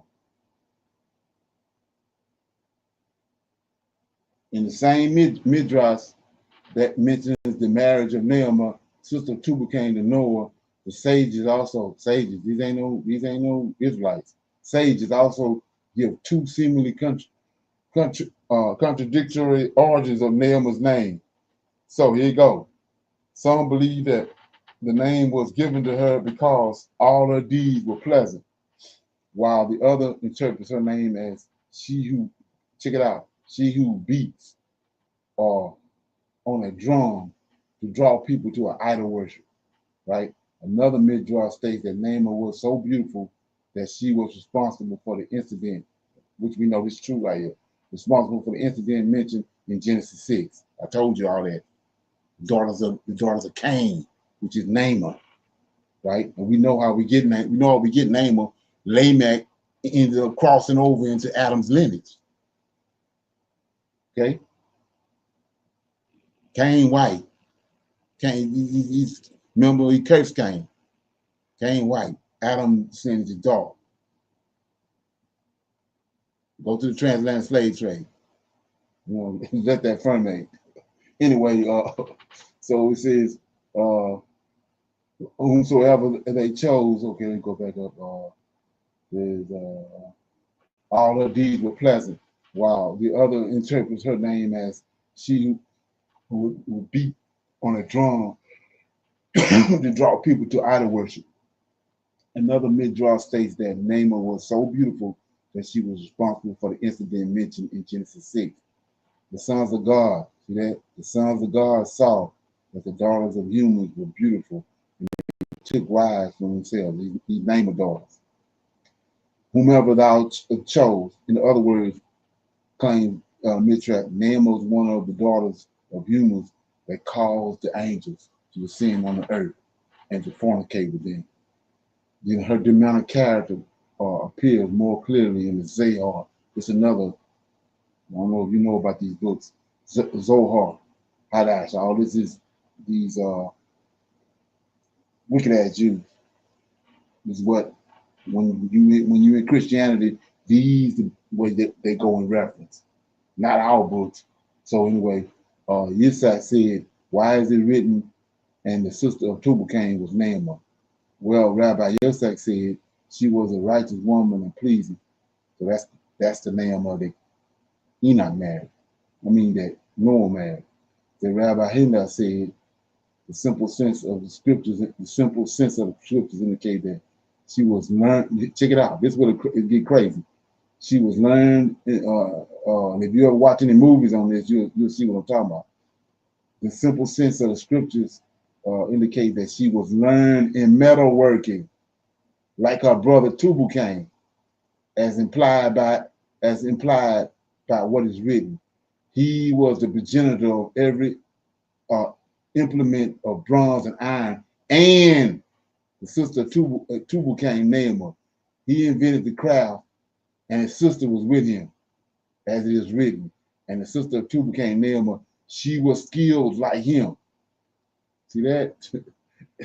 The and of, and the sister joins the preceding statement. So she was just like Tubal Cain was an artificial iron and metal.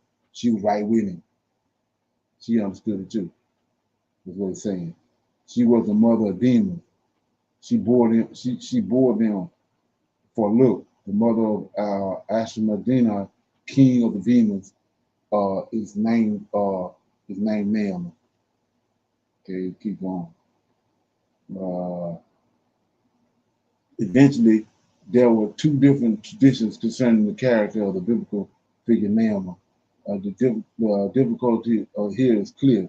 It is, after all, impossible that Noah, a righteous man, here we go, a righteous man, blameless among the people of his time, would marry a woman who became the mother of demons. No, because it's two names. Adding to the difficulty is the fact that in chapters 4 and 5 of the book of Genesis are two different lineages in which the names of Enoch and Lamech appear. Noah himself, according to the book of Genesis, is the son of Lamech, which, as we recall from the verses mentioned above, is the name of Naaman's father.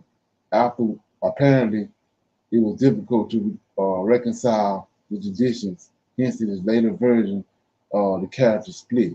And so Noah married another Naaman, and Naaman, the daughter of Enoch, a much more logical relationship, given the sacred nature of attributed to Enoch over time.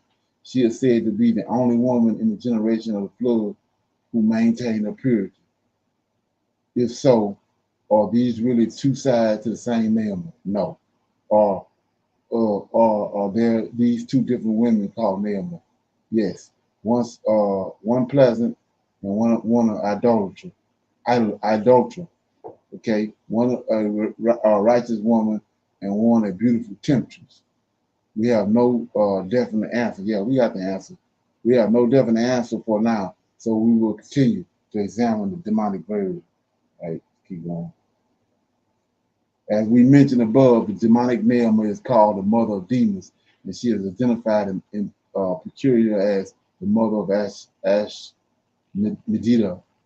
Other sources give other geological details. Sometimes Naamah is the wife of a demon king named Shamdan, and sometimes the other demons, sometimes of other demons. Sometimes she is the mother of Ashadam, and sometimes the demons of different names.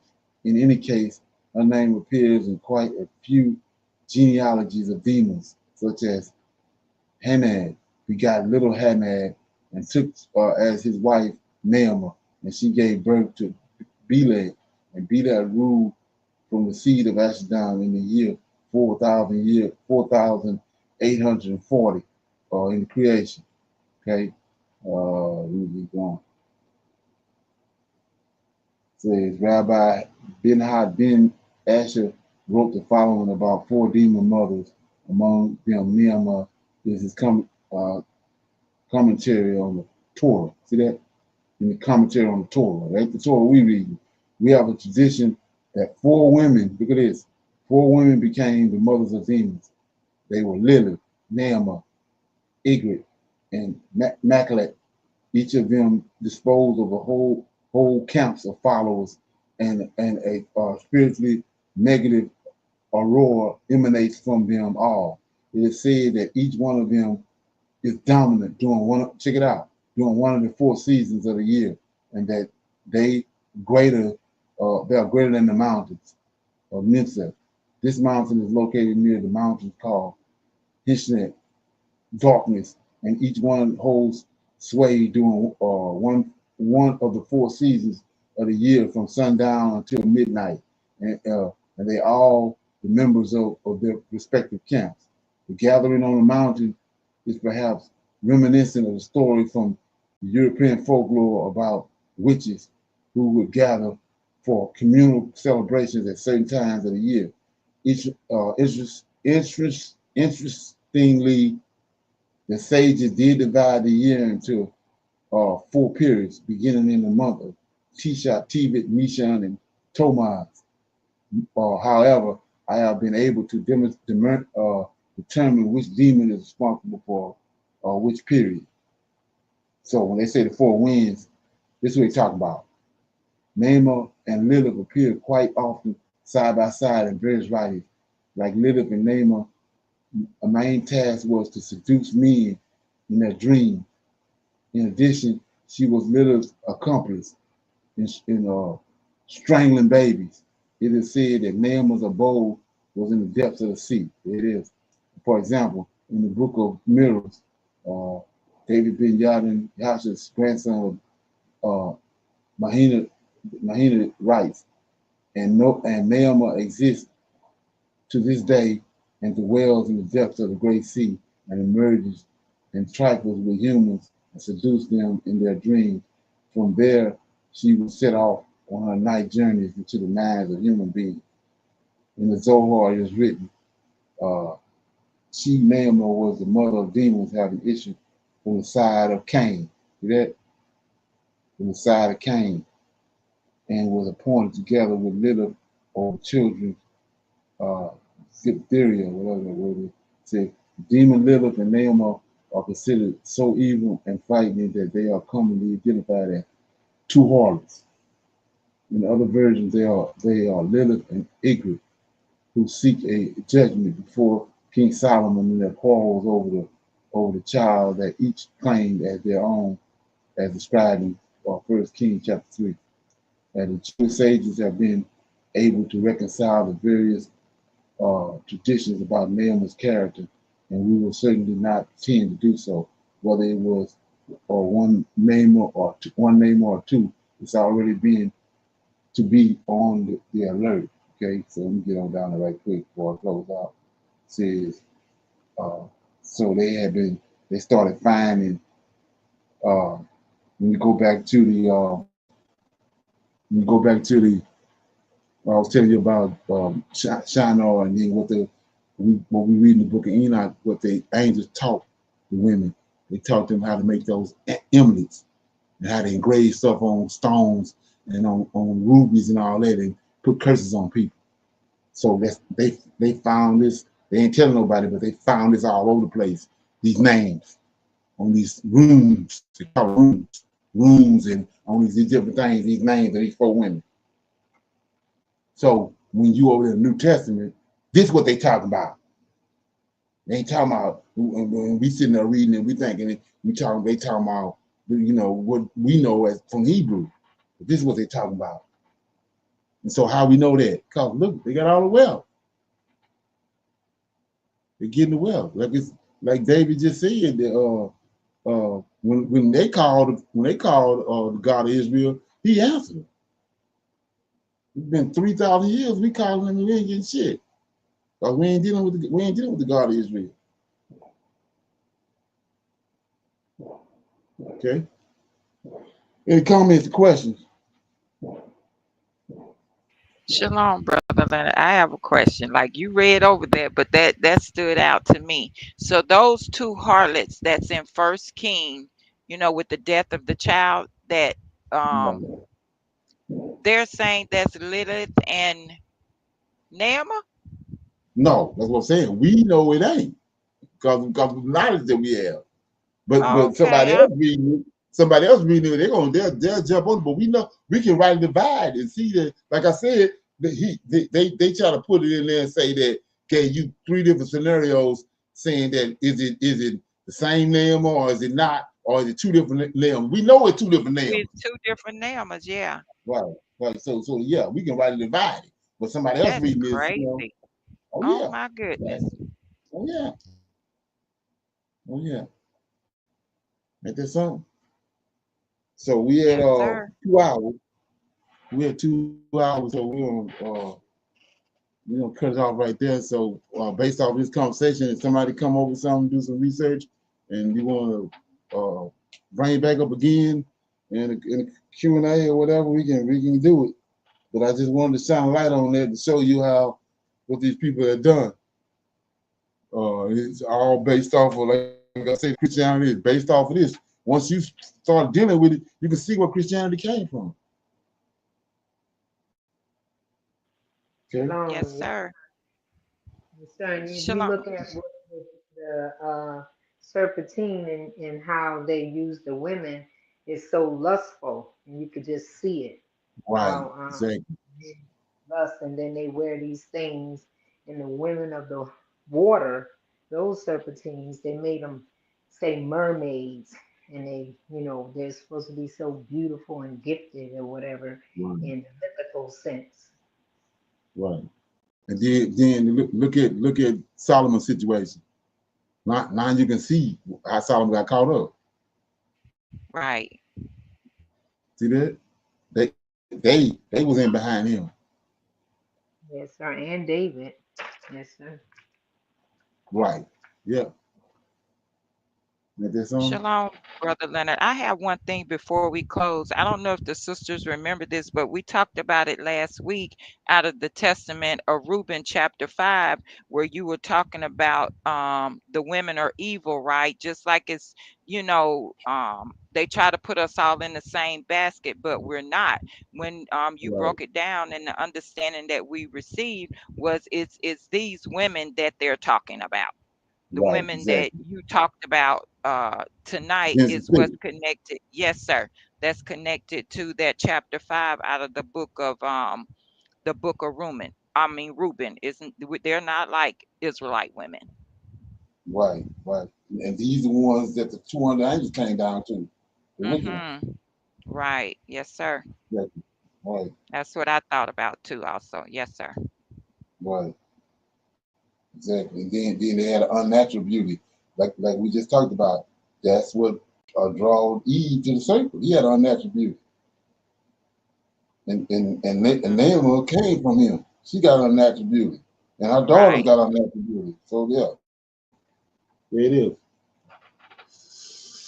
Is there something? Yes, sir. So A lot of dots okay. connected. Oh yeah. So with that being said, I'm gonna say shalom. Well, does somebody want to pick a scripture and we'll read it, break it down, close out. Is it okay, Brother Leonard, if I read that chapter I was talking about out of the Testament of Reuben? Yeah, go ahead. It's 7 verses, sir. The Testament of Reuben, chapter 5. For women are evil, my children, and since they have no power or strength over man, they use schemes by outward attractions, that they may draw him to themselves, in whom they cannot bewitch by outward attractions. They overcome him by craft. For moreover, concerning them, the messenger of the Lord told me and taught me that women are overcome by the spirit of fornication more than men, and they plot against men in their heart, and by means of their adornment they first deceive their minds, and by the glance of the eye instill the poison, and then through the accomplished act they take them captive. For a woman cannot force a man openly. By a harlot being she deceives him. Verse 5. Flee therefore fornication, my children, and command your wives and your daughters that they do not adorn their heads and faces to deceive the mind, because every woman who uses these schemes has been reserved for continuous punishment. 6. For thus they allured the watchers who were before the flood. For as these continually beheld them, they lusted after them, and they conceived the act in their mind. For they changed themselves into the shape of a man, and appeared to them when they were with their husbands. 7. And the women lusting in their minds after their forms gave birth to giants. For the watchers appeared to them as reaching even to heaven. Right. So while you reading that, remember what we just read about what Naaman and these demons, female spirits did. Same thing you reading is what they doing, ain't it? Said she come up out of the water and go into the men's mind, to go into people's mind, right? Yes, sir. And I don't know if anybody remember, but I broke this down before, but I just, like I said, some things I just put it out there because I know how to create a work, the Lord, the Holy Word, He's gonna come back and deal with it. So now I'm in based off what we know, what I just talked about. Now we in chapter Genesis 3, and then it's the curse. I'm in chapter 3, verse 14. And the Lord said unto the serpent, because thou hast done this, what did he do? Slept with the woman, right? And got the seed in her belly, right? Thou art cursed above the cattle, and above every beast of the field. Upon thy belly shall thou go, dust shall thou eat all the days of thy life. Now here you go. I broke this down before. 15. And I will put enmity between thee and the woman, right? And between thy seed, the serpent seed, and her seed. So I said that, what's her seed? Another woman, like her, right? Don't the trees and the fruit trees, the apple trees, if it's a plum tree, the seed fall on the ground, then it will come back up. Another plum tree, right? Hello? Yes, sir. Yes, sir. What would be one seed? Another woman. It wasn't no women at first. It wasn't no women till he went and did surgery on Adam, right? And got a woman. Sir. So when you get a woman get pregnant, she can either have a man like Adam, or she can have a seed like her, a woman, a baby, a little girl, right? Yes, sir. Let that ferment. Based on what we just found out. What we just found out. See? So it says, what you just read, These wicked ass demons right here entering into the women and doing what you just read, causing them to lure me and you know, come at me and then get in the woman's mind and make her what she end up doing something she don't supposed to be doing. See that? So right here, I will put enmity, right, between thee and the woman, and between thy seed, the serpent seed was Cain, and her seed. So this is what I was saying. It don't make no sense because we know she don't have no seed when it comes to genetics, because a man got the seed. She ain't got, so anytime she have a baby, it's the man's seed. But when the girl come out, the girl look like her. But the Most High made her, he took a rib and made her. She ain't the same as the man. So every time a girl born, it's like her. It's in her image. Just like he said he had a son named Seth, and Seth was in Adam's image. Whether when a girl come out, she in her image. Yeah, but let that fun out. Yes, sir. Remind me of Ezekiel where it says her mother's daughter.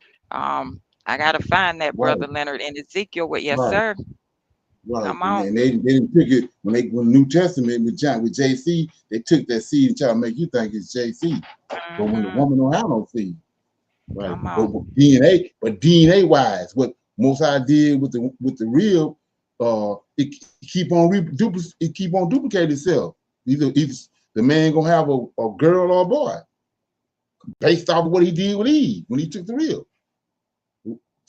Okay, yeah. Anyway, so with that being said, I want to say shalom, shalom, another shalom. I'm hoping that this conversation is going to encourage some people to dive in a little deeper, which means that we have a more deeper conversation the next time, more questions, and then we can go on in from there. Okay, so with that being said, I want to say shalom, shalom, and another shalom. See y'all, men's back Bible study tomorrow. Women coming through YouTube. Shalom. Shalom. Shalom, everyone. Shalom.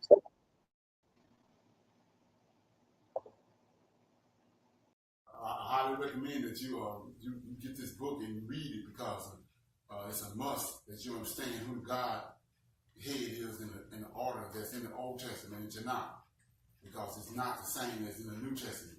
And when you read this and you get an understanding, then the scriptures open up and then you begin to understand.